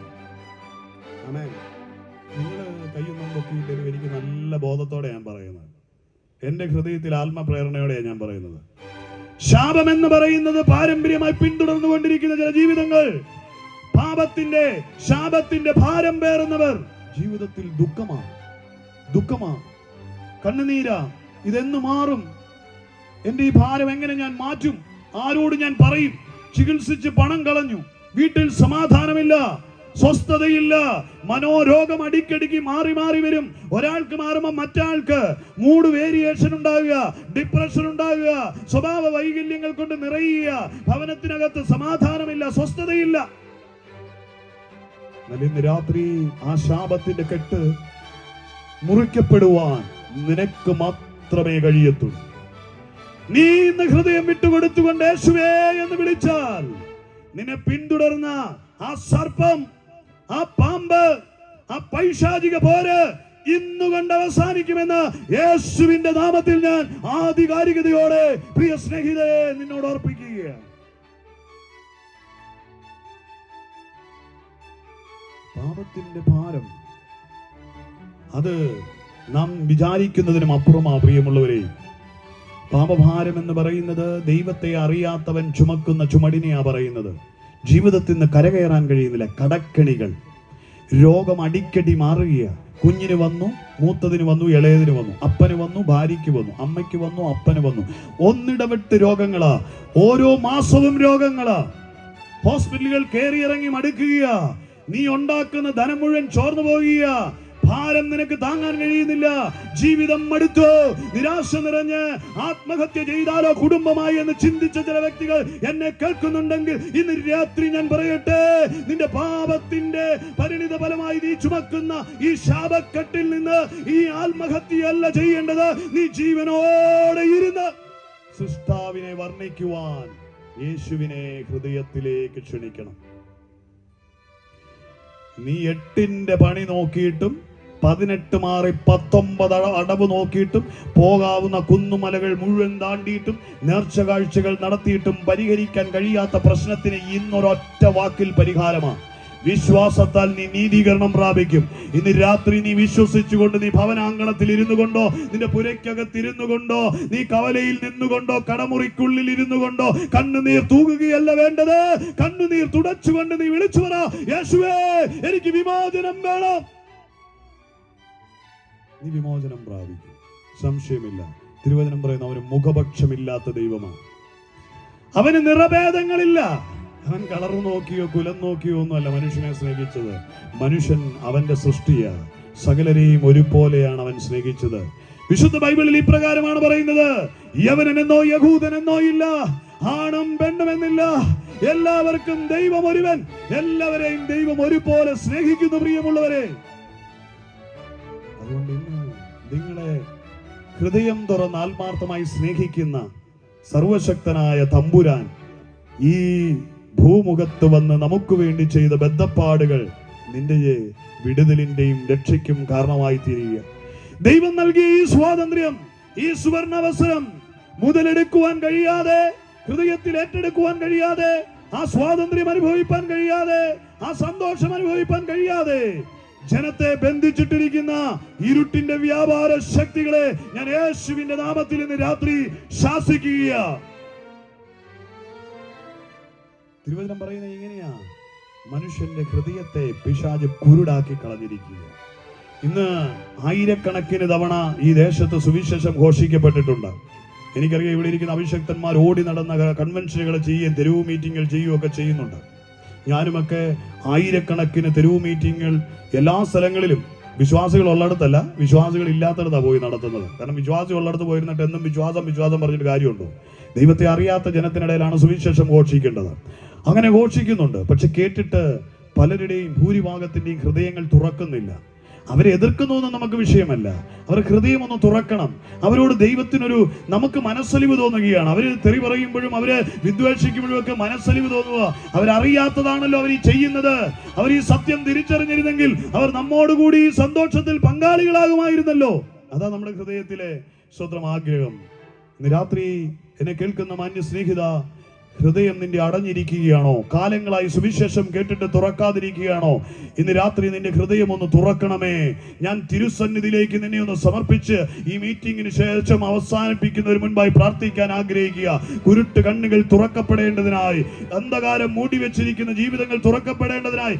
പട്ടി എല്ലും കഷണം വലിച്ചുകൊണ്ട് നടക്കുന്നത് പോലെ നിന്റെ ജീവിതത്തെ കൊണ്ടുപോകുന്നത്. ദശയെല്ലാം തീർന്നു, എല്ലും കഷണം പട്ടി കില്ലപ്പട്ടി ഇങ്ങനെ വലിച്ചോണ്ട് പോകത്തില്ലേ എന്ന് പറഞ്ഞതുപോലെയാ നിന്റെ ജീവിതത്തെ പിശാചു വലിച്ചോണ്ട് പോകുന്നത്. നമ്മുടെ നാട്ടിൽ പറയും നായ നക്കിയ പോലെ ജീവിതമെന്ന്. അങ്ങനെ കഴിയുന്ന പല സഹോദരങ്ങൾ കേൾക്കുന്നുണ്ട്. നായ നക്കിയതുപോലെയാ ജീവിതത്തിൽ ഒരു ഉയർച്ചയുമില്ല, ദുരിതം മാത്രം. എങ്ങനെയും രക്ഷപ്പെടണമെന്ന് ആഗ്രഹമുണ്ട്, പല വഴികളും നോക്കുന്നുണ്ട്, ഒന്നും ശാശ്വതമായി പരിഹാരമുണ്ടാകുന്നില്ല. സമ്പത്തുണ്ടാക്കാൻ വേണ്ടി കിണഞ്ഞു പരിശ്രമിക്കുന്നുണ്ട്. കൊണ്ട് ഇട്ട വഴികളെല്ലാം ആ പൈസ പോയതല്ലാതെ ഒരു പ്രയോജനവും ഇല്ലാതെ ഇതിനകത്ത് മാടായിക്ക് പോയതുപോലെ വന്നിരിപ്പുണ്ട്. സ്തോത്രം. പല വഴിയും നോക്കി, 18 പണിയും നോക്കി, ഒരു വഴി. ബിസിനസ്സിൽ ഇട്ടിട്ടും തകർന്നു പോയി, ഡിപ്പോസിറ്റ് കൊടുത്തിട്ടും തകർന്നു പോയി, ഇരട്ടിക്കാൻ നോക്കിയിട്ടും നടന്നില്ല. ഉപജീവനത്തിന് വേണ്ടി പല മാർഗങ്ങൾ നോക്കി, പലതും ശൂന്യമായി പോയി. ദൈവത്തെ അറിയാത്ത നിന്റെ പ്രയത്നങ്ങളെല്ലാം പാഴും ശൂന്യവുമാ. ഇന്ന് രാത്രി നിന്റെ പരാജയങ്ങൾക്ക് വിരാമം കുറിക്കുവാൻ വേണ്ടിയാ ഈ സന്ദേശം ഇവിടെ മുഴങ്ങി കേൾക്കുന്നത്. നിനക്കൊരു ആനന്ദദായകമായ ഒരു ജീവിതമുണ്ട്, പ്രത്യാശ നിറഞ്ഞൊരു ജീവിതമുണ്ട്, പ്രതീക്ഷയുള്ള ഒരു ജീവിതമുണ്ട്, സമ്പന്നമായ ഒരു ജീവിതമുണ്ട്. അത് ക്രിസ്തു യേശുവിലൂടെ സ്വായത്തമാക്കുവാൻ കഴിയും. ഇങ്ങനെ കേൾക്കുന്ന മാന്യമിത്രമേ, യേശുവിനായി നിന്റെ ജീവിതം വിട്ടുകൊടുത്താൽ നീ ചുമക്കുന്ന ഈ ഭാണ്ഡം താഴ്ത്തിവെക്കാൻ കഴിയും. നീ ചുമക്കുന്ന ഈ ഭാരം താഴ്ത്തിവെക്കാൻ കഴിയും. നിന്റെ കുഞ്ഞുങ്ങൾ കൈവിട്ടു പോകുന്നു, നിന്റെ ഭർത്താവ് അവിഹിതമായ ബന്ധങ്ങൾ ഉണ്ടായി നിന്നോടുള്ള സ്നേഹം വിട്ട് അകന്നുപോയി, ഭാര്യ കൈവിട്ടു പോകുന്നു, ജീവിതം ആകപ്പാടെ തുലഞ്ഞ മട്ടായി പിശാച് കുട്ടിച്ചോറാക്കി കളഞ്ഞ കുടുംബങ്ങൾ എന്നെ കേൾക്കുന്നെങ്കിൽ ഇന്ന് രാത്രി നിനക്കതിൽ നിന്നൊരു വിമോചനം ആഗ്രഹിക്കുന്നെങ്കിൽ, അതേ സമ്പന്നമായ ശാശ്വതമായ സ്നേഹത്താൽ നിർഭരമായ ആനന്ദദായകമായ സമാധാനപൂരിതമായ ഒരു ജീവിതം ആഗ്രഹിക്കുന്ന ആരെങ്കിലും എന്നെ കേൾക്കുന്നെങ്കിൽ നിന്നോട് ഞാൻ വിളിച്ചു പറയാ, മതം നോക്കണ്ട, മുഖം നോക്കണ്ട, ബോർഡുകൾ നോക്കേണ്ട, നിന്റെ കുലം നോക്കേണ്ട, യേശുവേ എന്ന് വിളിച്ചുകൊണ്ട് നീ ജീവിതത്തിലേക്ക് മടങ്ങി വാ. നിന്റെ ആയുസ് ഈ ഭൂമിയിൽ പാഴും ശൂന്യവുമാക്കി കളയാനുള്ളതല്ല. ഇപ്പോൾ തന്നെ സമയം അതിക്രമിച്ചു കടന്നു. നിന്റെ പ്രായം കടന്നു പോവുക. നാളത്തെ ദിനങ്ങൾ നിനക്ക് വേണ്ടി കാത്തു നിൽക്കുന്നില്ല.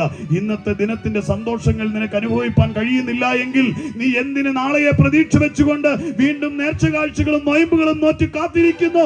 ഇന്ന് സുപ്രസാദ ദിനമാണ്. നീ ദൈവത്തെ ഹൃദയത്തിൽ ഏറ്റെടുക്ക്. സർവശക്തനായ കർത്താവിന് വേണ്ടി ഹൃദയം തുറന്നു കൊടുക്ക്. നീ അനുഗ്രഹിക്കപ്പെട. ഒരു നാൾ കൂടെ കാത്തു നിൽക്കാതെ ഇന്നത്തെ ദിവസം ഒരു സമർപ്പണ ദിവസമാക. നിന്റെ അധ്വാന ഭാരങ്ങൾ അവൻ ചുമലിലേറ്റു കഴിഞ്ഞു. ചെയ്തു കഴിഞ്ഞൊരു കാര്യത്തെ പറ്റിയാണ് ഞാൻ പറയുന്നത്. ചെയ്യുവാനിരിക്കുന്നതിനെ പറ്റിയല്ല, വരുവാനിരിക്കുന്നതിനെ പറ്റിയുള്ള ഓഫറല്ല, നാളെ സംഭവിക്കുമെന്നുള്ളതിനെ പറ്റിയല്ല. ഇന്നലകളിൽ അത് സംഭവിച്ചു കഴിഞ്ഞു. മനുകുലത്തിന്റെ പാപത്തെ മുഴുവൻ സർവശക്തനായ ദൈവം ഏറ്റെടുത്തു കഴിഞ്ഞു. കർത്താവായ യേശു ക്രിസ്തു അത് ചുമന്നു കഴിഞ്ഞു. അതിന്റെ പരിഹാരം വരുത്തി കഴിഞ്ഞു. ഒരേ ഒരു കാര്യമേ നീ ചെയ്യുവാനുള്ളൂ. ഇന്ന് നിന്റെ പ്രാണനാഥൻ യേശുവിനെ ഹൃദയം തുറന്ന് ക്ഷണിക്കുക മാത്രം ചെയ്താൽ മതി. അപ്പൊ പാപഭാരത്തിൽ നിന്ന് വിമോചനം ലഭിപ്പാനിടയാകും. സ്തോത്രം. അതെ, സ്തോത്രം. കൊലോസ്യ ലേഖനം 1-ാം അധ്യായത്തിന്റെ 19-20 പറഞ്ഞിരിക്കുന്നത്, അവനിൽ സർവ്വസമ്പൂർണതയും വസിപ്പാൻ എന്ന് പറഞ്ഞു. ക്രിസ്തുവിൽ, അവനിൽ ആ സർവ്വസമ്പൂർണതയും ഉള്ളത്.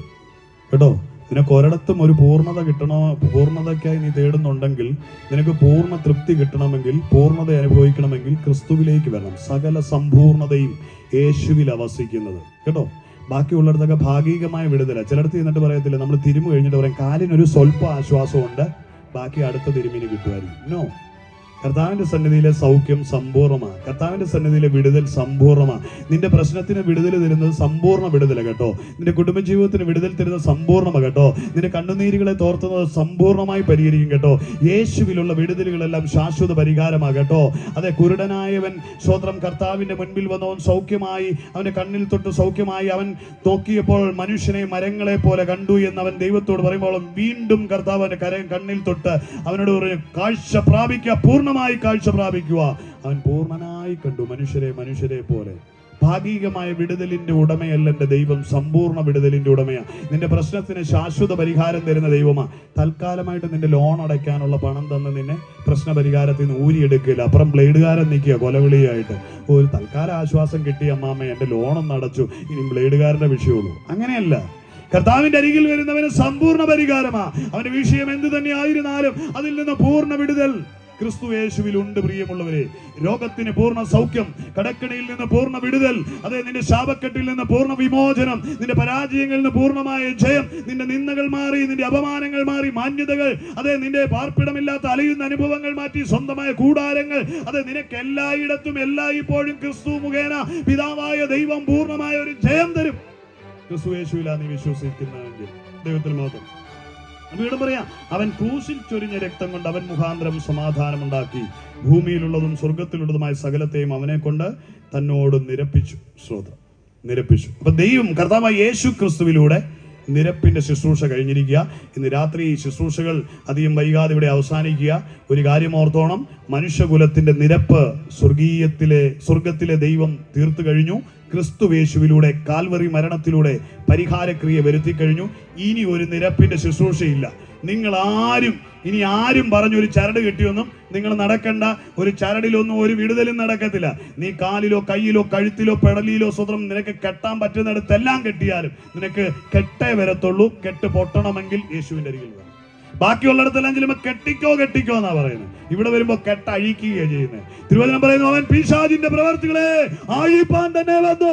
ഇന്ന് രാത്രി എന്നെ കേൾക്കുന്ന പ്രിയ സ്നേഹിത, നിന്റെ കെട്ടുകളെ അഴിപ്പാനാണ് യേശു വന്നത്. നിന്നെ കെട്ടിക്കാനല്ല വന്നത്. എന്നാ നിന്നെ പിടിച്ചു വെച്ചവനെ കെട്ടിക്കും. നിന്നെ പിടിച്ചു വെച്ച അന്ധകാരത്തിന്റെ കെട്ടിക്കും. അവനെ കെട്ടിച്ചു വിഴുങ്ങിടും. നിന്റെ കെട്ടിനെ അഴിക്കും.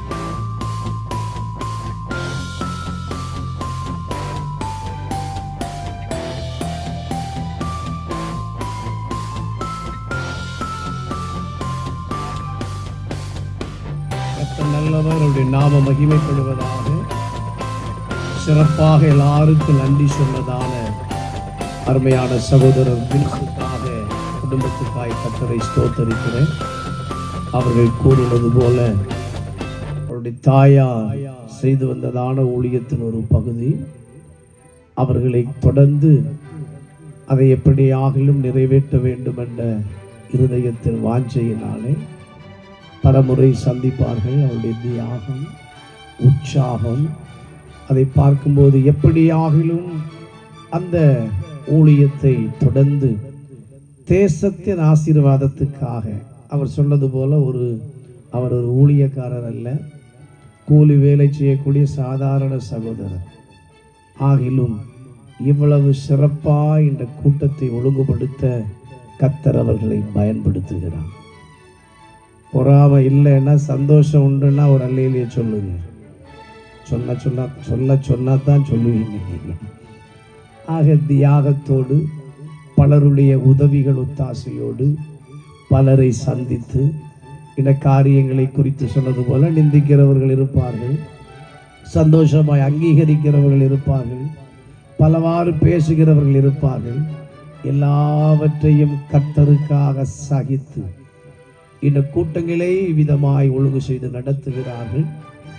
இதன் மூலம் அவர்களுக்கு எந்த பிரயோஜனமும் இல்லை. கர்த்தருடைய நாமம் மகிமைப்படுகிறது. கூடவே தேசத்துக்கு இது ஆசீர்வாதமாய் மாறுகிறது. கூடவே இதில் கூடி வருகிற ஒவ்வொருவருக்கும் இந்த கூட்டம் ஆசீர்வாதமாய் மாறுகிறது.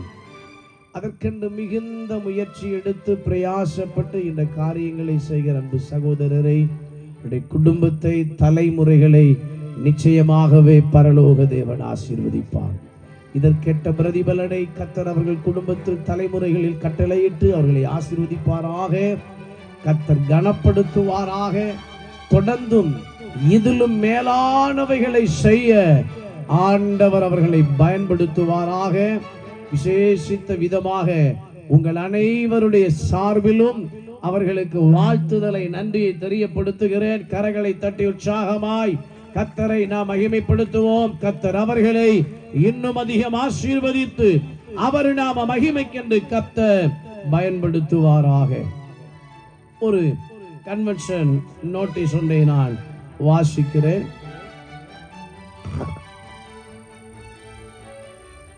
FPC கொல்லங்கோடு வட்டாரம் நடத்தும் 22வது கிறிஸ்தவ ஐக்கிய பெருவிழா ஊரம்பு ஜங்ஷன் அருகில் சூழால் 2025 ஜனவரி 20 திங்கள் முதல் பிப்ரவரி 9 ஞாயிறு முடிய தினமும் மாலை 6:30 மணிக்கு செய்தியாளர்கள் pastor Suresh Babu, pastor Varghese Abraham, pastor Karthik Gamaliel, pastor Vinil Satheesh, reverend N Peter, pastor Ani George, pastor Stanley, pastor KJ Thomas, pastor Justin Moses, pastor Saju Satharu, pastor Ranjith Jaba, pastor Anees Kavalam, pastor Ani Isaac, Achi Isaac, pastor Robert Ronald போன்ற தேவனுடைய ஊழியக்காரர்கள் தேவனுடைய வார்த்தையோடு இந்த கூட்டங்களில் கலந்து கொள்கிறார்கள்.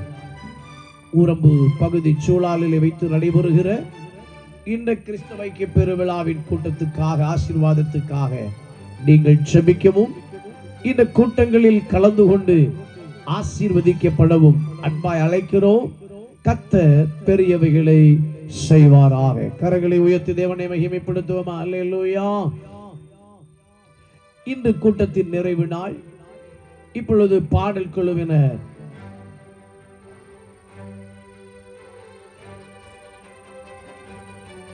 இப்பொழுது பிரதர் ஆல்பர்ட் அவர்கள் ஒரு சிறப்பு பாடலை பாடுவார்கள். பாடுகிறதான நேரத்தில் இந்த கூட்டத்தின் தேவைகளுக்காக கொடுக்க போகிறீர்கள். 4 நாள் கூட்டம், 3 நாள் கர்த்தருக்கு கொடுத்தீர்கள். 4வது நாள் நாளை தினத்திலிருந்து கொடுக்க வாய்ப்புகள் இல்லை. ஆகவே இந்த கரத்தில் இருக்கிறதிலே நலமானதை ஓசை இல்லாமல் உற்சாகமாய் கொடுத்து ஆண்டவரை மகிமைப்படுத்துங்கள். நிச்சயமாகவே தேவன் உங்களுக்கு நிறைவான பலனை தந்து உங்களை ஆசீர்வதிப்பார். இப்பொழுதும் பிரதர் ஆல்பர்ட் ஒரு சிறப்பு பாடலை பாடுவார்கள். பாடுகிற நேரத்தில் இந்த கூட்டங்களுக்காக கொடுத்து அவர் நாமத்தை மகிமைப்படுத்துங்கள். கர்த்தர் உங்களை ஆசீர்வதிப்பாராக.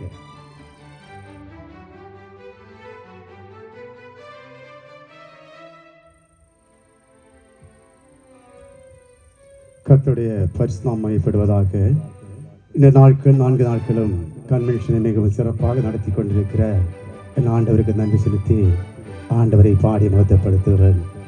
இந்த சிறியவனில் ஒருவனுக்கு செய்கிறது எனக்கே என்று செய்யுங்கள் என்று ஆண்டவருடைய திருவாய்மொழிகள். பாடல் புஸ்தகத்திலே 2வது பாடலை பாடி ஆண்டவரை மகிமைப்படுத்துவோம்.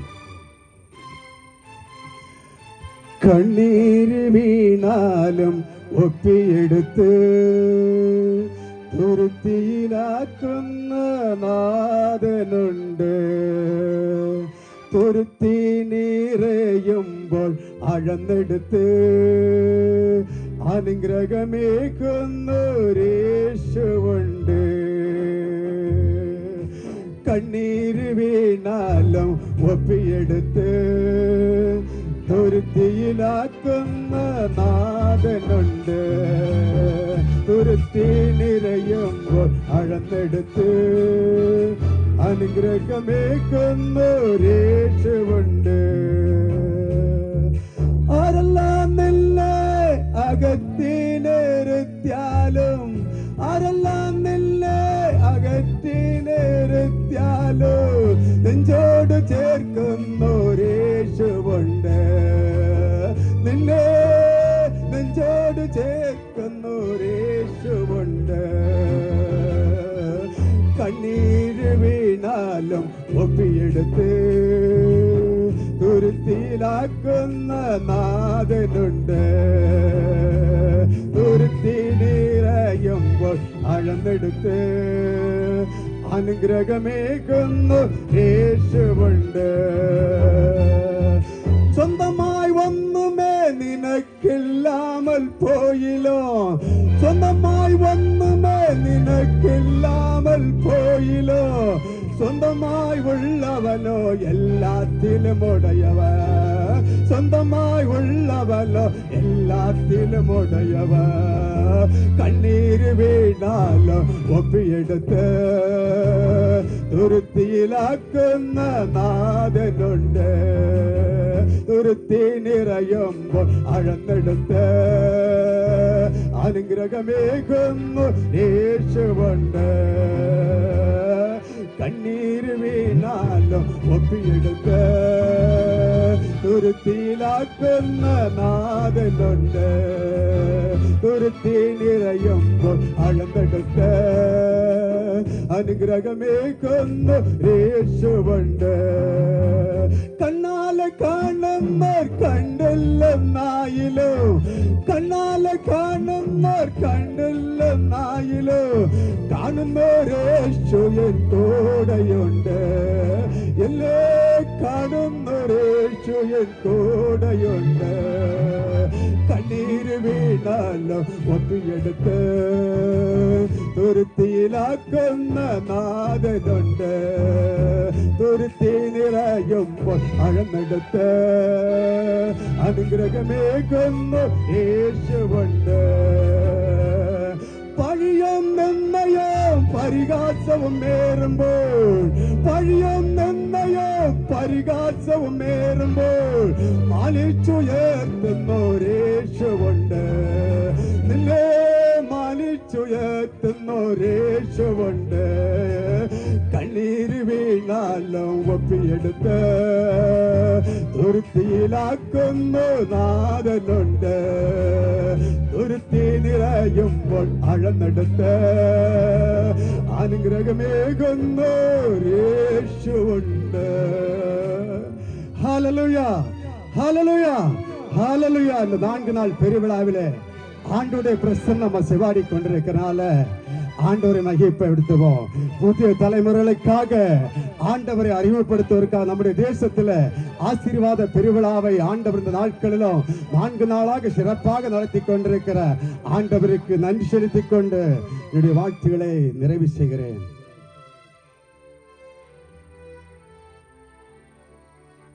கர்த்தர் நல்லவர். இந்த வேளையிலும் படைக்கப்பட்ட காணிக்கைகளை கர்த்தர் அங்கீகரித்து படைத்த கரங்களை நிறைவாய் ஆசீர்வதிக்கும்படியாக தொடர்ந்துள்ள தேவ செய்தியை கர்த்தர் நமக்கு ஆசீர்வாதமாக்கி தரும்படி நாம் ஜெபிக்க போகிறோம். இருக்கிற இடங்களிலே அனைவரும் எழும்பி நிற்கலாமா? ஒரு விஷயம் இணைந்து இந்த ஆசீர்வாத பெருவிழாவின் 4வது நாளிலும் நாம் ஜெபிப்போமா? என் நாமத்தின் நிமித்தம் 1 கலசம் தண்ணீரை கொடுக்கிறவனும் அதன் பிரதிபலனை அடையாமல் போவதில்லை என்று சொன்ன கர்த்தருடைய வார்த்தையின்படி இந்த கூட்டத்துக்காக இன்று மாத்திரமல்ல 4 நாட்களிலும் அதற்கு முன்னும் யார் யார் எதையெல்லாம் விதைத்திருக்கிறார்களோ அதன் பிரதிபலனை கர்த்தருடைய வாழ்விலும் கட்டளையிடுவாராக. ஹல்லேலூயா. வாய்களை திறந்து ஆண்டவரே, உம்முடைய நாம மகிமைக்கென்று நாங்கள் விதைத்திருக்கிறது எங்களுக்கு ஆசீர்வாதமாக மாறட்டும் என்று சொல்லுங்க. இதன் மூலம் எங்கள் குடும்பம் ஆசீர்வதிக்கப்பட வேண்டும் என சொல்லுங்க. ஹல்லேலூயா. தொடர்ந்தும் கர்த்தருடைய வார்த்தைகளின் மூலமாய் கர்த்தருடைய ஆவியானவர் எங்களோடு பேச வேண்டும் என்று சொல்லுங்க. ஹல்லேலூயா. நல்ல தெய்வமே உமக்கு ஸ்தோத்திரம், நல்ல தெய்வமே உமக்கு ஸ்தோத்திரம், ஸ்தோத்திரம், ஸ்தோத்திரம். வாக்கு தத்தங்களில் உண்மையுள்ள எங்கள் அன்பின் பரலோக பிதாவே, கிருபை நிறைந்த பரிசுத்தமுள்ள எங்கள் நல்ல தெய்வமே, அன்பின் தெய்வம் தேவகுமாரன் இயேசு கிறிஸ்துவின் பரிசுத்த நாமம் சொல்லி ஆசீர்வாத பெருவிழா நற்செய்தி கூட்டங்களின் இந்த 4வது நாள் இரவிலும் உம்முடைய பாதத்தில் கடந்து வருகிறோம். கர்த்தருடைய ஆவியானவர் கடந்த 3 தினங்களை ஆசீர்வதித்து இந்த 4வது தினத்திலும் எங்கள் நடுவில் உலாவி ஆசீர்வதித்துக் கொண்டிருக்கிற கிருபைகளுக்காய் ஸ்தோத்திரம். தகப்பனே, விசேஷித்த விதமாய் இன்று இரவிலும் உம்முடைய பாதத்தில் நாங்கள் வருகிறோம். இந்த வேளையிலும் உம்முடைய நாம மகிமைக்கென்று ஏறெடுத்து படைத்திருக்கிற அன்பின் பரிசுத்த காணிக்கைகளை பரலோக தேவன் அங்கீகரித்து படைத்த கரங்களை நிறைவாய் விடம் கொள்ளாமல் போகும் மட்டும் ஆசீர்வதிப்பீராக. எங்கள் தகப்பனே, இந்த கூட்டங்களுக்கென்று சிறிதும் பெரிதுமாக கொடுத்து உதவி செய்த ஒவ்வொரு கரங்களையும் ஒவ்வொரு குடும்பங்களையும் இந்த வேளையில் நினைவு கூர்ந்து நாங்கள் ஜெபிக்கிறோம் தகப்பனே. உம்முடைய நாம மகிமைப்பட வேண்டும் என்ற லட்சியத்தோடு எதிர்பார்ப்போடு இந்த தேசவாசிகள் தேசத்து ஜனங்கள் இதற்காக செலவிட்டிருக்கிறார்களே, இதற்கென்று கொடுத்தவர்கள் ஒவ்வொருவரையும் நீர் ஆசீர்வதிப்பீராக. ஒவ்வொரு குடும்பங்களையும் நீர் ஆசீர்வதிப்பீராக. ஒவ்வொருடைய கையின் பிரயாசங்கள், தொழில்கள், உபஜீவன மண்டலங்களில் இதற்குரிய நன்மைகளை கட்டளை இடுவீராக. ஈசாக்கு அந்த தேசத்தில் விதை விதைத்தான். கர்த்தர் அதை ஆசீர்வதித்ததினால் 100 மடங்கு பலனை பெற்றான். உம்முடைய வார்த்தையின்படியே உம்முடைய பிள்ளைகள் உம்முடைய நாம மகிமைக்கென்று செலவிட்டு இருக்கிறதற்கு ஏற்ப 100 மடங்கு பலன் ஆசீர்வாதத்தை இந்த வருடத்தில் சுதந்தரிக்க என் தேவனும் ஜனத்திற்கு கிருபை செய்ய வேண்டும் என ஜெபிக்கிறேன். ஹalleluya, ஹalleluya. பரலோக தெய்வம் அவிதம் செய்கிறதற்காய் உமக்கு நன்றி செலுத்துகிறோம் தகப்பனே. இதற்கென்று செலவிட்டிருக்கிற குடும்பங்களின் தலைமுறைகளை கர்த்தர் ஆசீர்வதிப்பீராக. தலைமுறைகள் மேல் விசேஷித்த தேவ ஆசீர்வாதத்தை கட்டளையிட்டு ஜெயமாய் கர்த்தர் வழி நடத்த வேண்டுமே. உபஜீவன மண்டலங்கள் ஆசீர்வதிக்கப்பட வேண்டுமே. தொழில்களில் நன்மை உண்டாக வேண்டும், வியாபாரங்களில் நன்மை உண்டாக வேண்டும், விவசாயங்களில் நன்மை உண்டாக வேண்டும், மிருக சம்பத்துகளில் பெருக்கத்தை காண வேண்டும். வெளிநாடுகள் தூர இடங்கள் ஆயிருக்கிற பிள்ளைகளை ஆசீர்வதிக்க வேண்டும். ராணுவத்தில் வேலை செய்கிறவர்கள் இன்னும் பல வேலை செய்கிறவர்களை ஆசீர்வதித்தருள வேண்டும், ஜெயமாக நடத்த வேண்டும் என நாங்கள் ஜெபிக்கிறோம் தகப்பனே. அபிதமாக ஒவ்வொருடைய கையின் பிரயாசங்களையும் உபஜீவன மண்டலங்களையும் இதன் மூலம் நீர் ஆசீர்வதிக்கிறதற்காய் ஸ்தோத்திரம். இந்த தேசத்தின் சகல ஜனங்களையும் ஆசீர்வதியும் அப்பா. இந்த கூட்டம் சகல ஜனங்களுக்கும் தேசத்துக்கும் ஆசீர்வாதமாய் இருந்தது என்று சாட்சிகள் எழும்ப ஆண்டவர் நாம மகிமைப்பட ஆண்டவர் கிருபை செய்வீராக. ஹalleluya. எல்லாரும் வாய்களை திறந்து ஒருமித்து கர்த்தரை ஸ்தோத்திரம் பண்ணி ஜெபிக்கலாம். அன்பு சகோதரர் பின்ஸுக்காக கர்த்தரை ஸ்தோத்திரம் பண்ணுங்க. அவர் குடும்பத்துக்காக கர்த்தரை ஸ்தோத்திரம் பண்ணுங்க. ஆண்டவர் கொடுத்திருக்கிற நல்ல தரிசனத்துக்காக ஸ்தோத்திரம் பண்ணுங்க. எப்படியாகலும் ஆண்டவர் நாம மகிமைப்பட வேண்டும். தேசத்தில் அநேகருடைய ஆசீர்வாதத்துக்கு இந்த கூட்ட காரணமாக வேண்டும் என்று சொல்லி பெரும் தியாகத்தோடு வேதனைகள், நிந்தைகள், பரிகாசங்களை சகித்து இந்த கூட்டத்தை ஒழுங்குபடுத்தி நடத்துவதன் மூலம் தகப்பனே அன்பு சகோதரர் குடும்ப மகிழ்ச்சி ஆசீர்வாதத்தை காணட்டும். தலைமுறைகள் ஆசீர்வதிக்கப்படட்டும். குடும்பத்தோடு ஆசீர்வாத கரம் இருப்பதாக. ஜெயமாய் தொடர்ந்து நடத்துவீராக. இதிலும் மேலானவைகளை கர்த்தருக்கென்று செய்ய கர்த்தர் அவர்களை பயன்படுத்துவீராக. தகப்பனே அவர்களோடு இணைந்து இந்த வேலைக்கென்று தோள் கொடுக்கிற அன்பு சகோதரர்கள் அவருடைய குடும்பங்களுக்காக ஜெபிக்கிறோம். கர்த்தர் ஆசீர்வதியோ. கர்த்தருடைய ஆசீர்வாதத்தை சுதந்தரிக்க இனியும் கர்த்தருக்காய் செயல்பட ஆண்டவர் கிருபை அருளுவீராக. கர்த்தர் கிருபை அருளுகிறதற்காக நன்றி. ஹalleluya. ஆம் தகப்பனே அபிதமுடைய நாமத்தை மகிமைப்படுத்தி உயர்த்தும். விசேஷித்த விதமாக இந்த 4வது நாள் இரவிலும் தேவனுடைய வார்த்தையோடு வந்திருக்கிற அன்பு ஊழியக்காரருக்காக ஜெபிக்கிறோம். நேற்றைய தினத்தில் அவர்களை வல்லமையாய் பயன்படுத்தினீர், உமக்கு நன்றி. இந்த இரவிலும் அவர்களை வல்லமையாயும் நாம மகிமைக்கென்று பயன்படுத்தும். அவர்களை கொண்டு கத்த பெரிய காரியங்களை செய்யும். சிலுவை நிழலில் மறைத்து நீர் வெளிப்படுவீராக. வார்த்தைகளை அருளி உம்முடைய நாமத்தை உயர்த்துவீராக, மகிமைப்படுத்துவீராக. ஆம் தெய்வமே, உமது மகனை உபயோகித்து உம்முடைய நாமத்தை உயர்த்தி பெரியவைகளை கத்த செய்கிறதற்காய் ஸ்தோத்திரம். வார்த்தைகளை கேட்கும்படி கூடி வந்திருக்கிற ஜனத்தின் இருதய கதவுகளை திறந்து வார்த்தைகளை உட்கிரகித்துக் கொள்ள, வார்த்தைப்படி நடக்க ஆண்டவர் கிருபையும் அனுக்கிரகமும் செய்வீராக. கர்த்தர் அவிதம் செய்கிறீர், நன்றி. தொடர்ந்து உம்முடைய ஆளுகைக்கு ஒப்புக் கொடுக்கிறோம். ஓ கர்த்தருடைய மகிமை வெளியரங்கமாய் வெளிப்பட்டு நாம மட்டும் மகிமைப்படுவதாக. துதிகர மகிமை நாங்கள் உமக்கே ஏறெடுக்கிறோம். இயேசு ரட்சகர் பரிசுத்தமுள்ள நாமத்தில் எங்கள் நல்ல பிதாவே, ஆமென், ஆமென். உட்காருவோம். கரங்களை உயர்த்தி கர்த்தரை மகிமைப்படுத்துவோம். கர்த்தர் நல்லவர். ஹல்லேலூயா. ரெண்டு பேருக்கு சந்தோஷமா கை கொடுத்து சொல்லுங்க, இயேசு நல்லவர், உங்களை ஆசீர்வதிப்பார். சிரித்த முகத்தோடு சந்தோஷத்தோடு சொல்லுங்க, கர்த்தர் நல்லவர், உங்களை ஆசீர்வதிப்பார். ஆமென், ஆமென். தொடர்ந்தும் கர்த்தருடைய வருகை தாமதித்தால் இந்த கூட்டம் அடுத்த வருடத்திலும், எத்தனை பேர் வாஞ்சிக்கிறீங்க இந்த கூட்டம் அடுத்த வருடத்தில் இந்த இடத்துல எப்படி நடக்கணும்னு? கர்த்தர் உங்களை ஆசீர்வதிப்பாராக. உங்கள் சந்தோஷத்துக்காய் கர்த்தரை ஸ்தோத்திரிக்கிறேன். கர்த்தருக்கு சித்தமானால் அவருடைய வருகை தாமதித்தால் வருகிற வருடங்களிலும் இந்த கூட்டங்கள் நடக்க தொடர்ந்தும் நீங்கள் ஜெபியுங்கள், ஜெபத்தில் நினைவு கூறுங்கள்.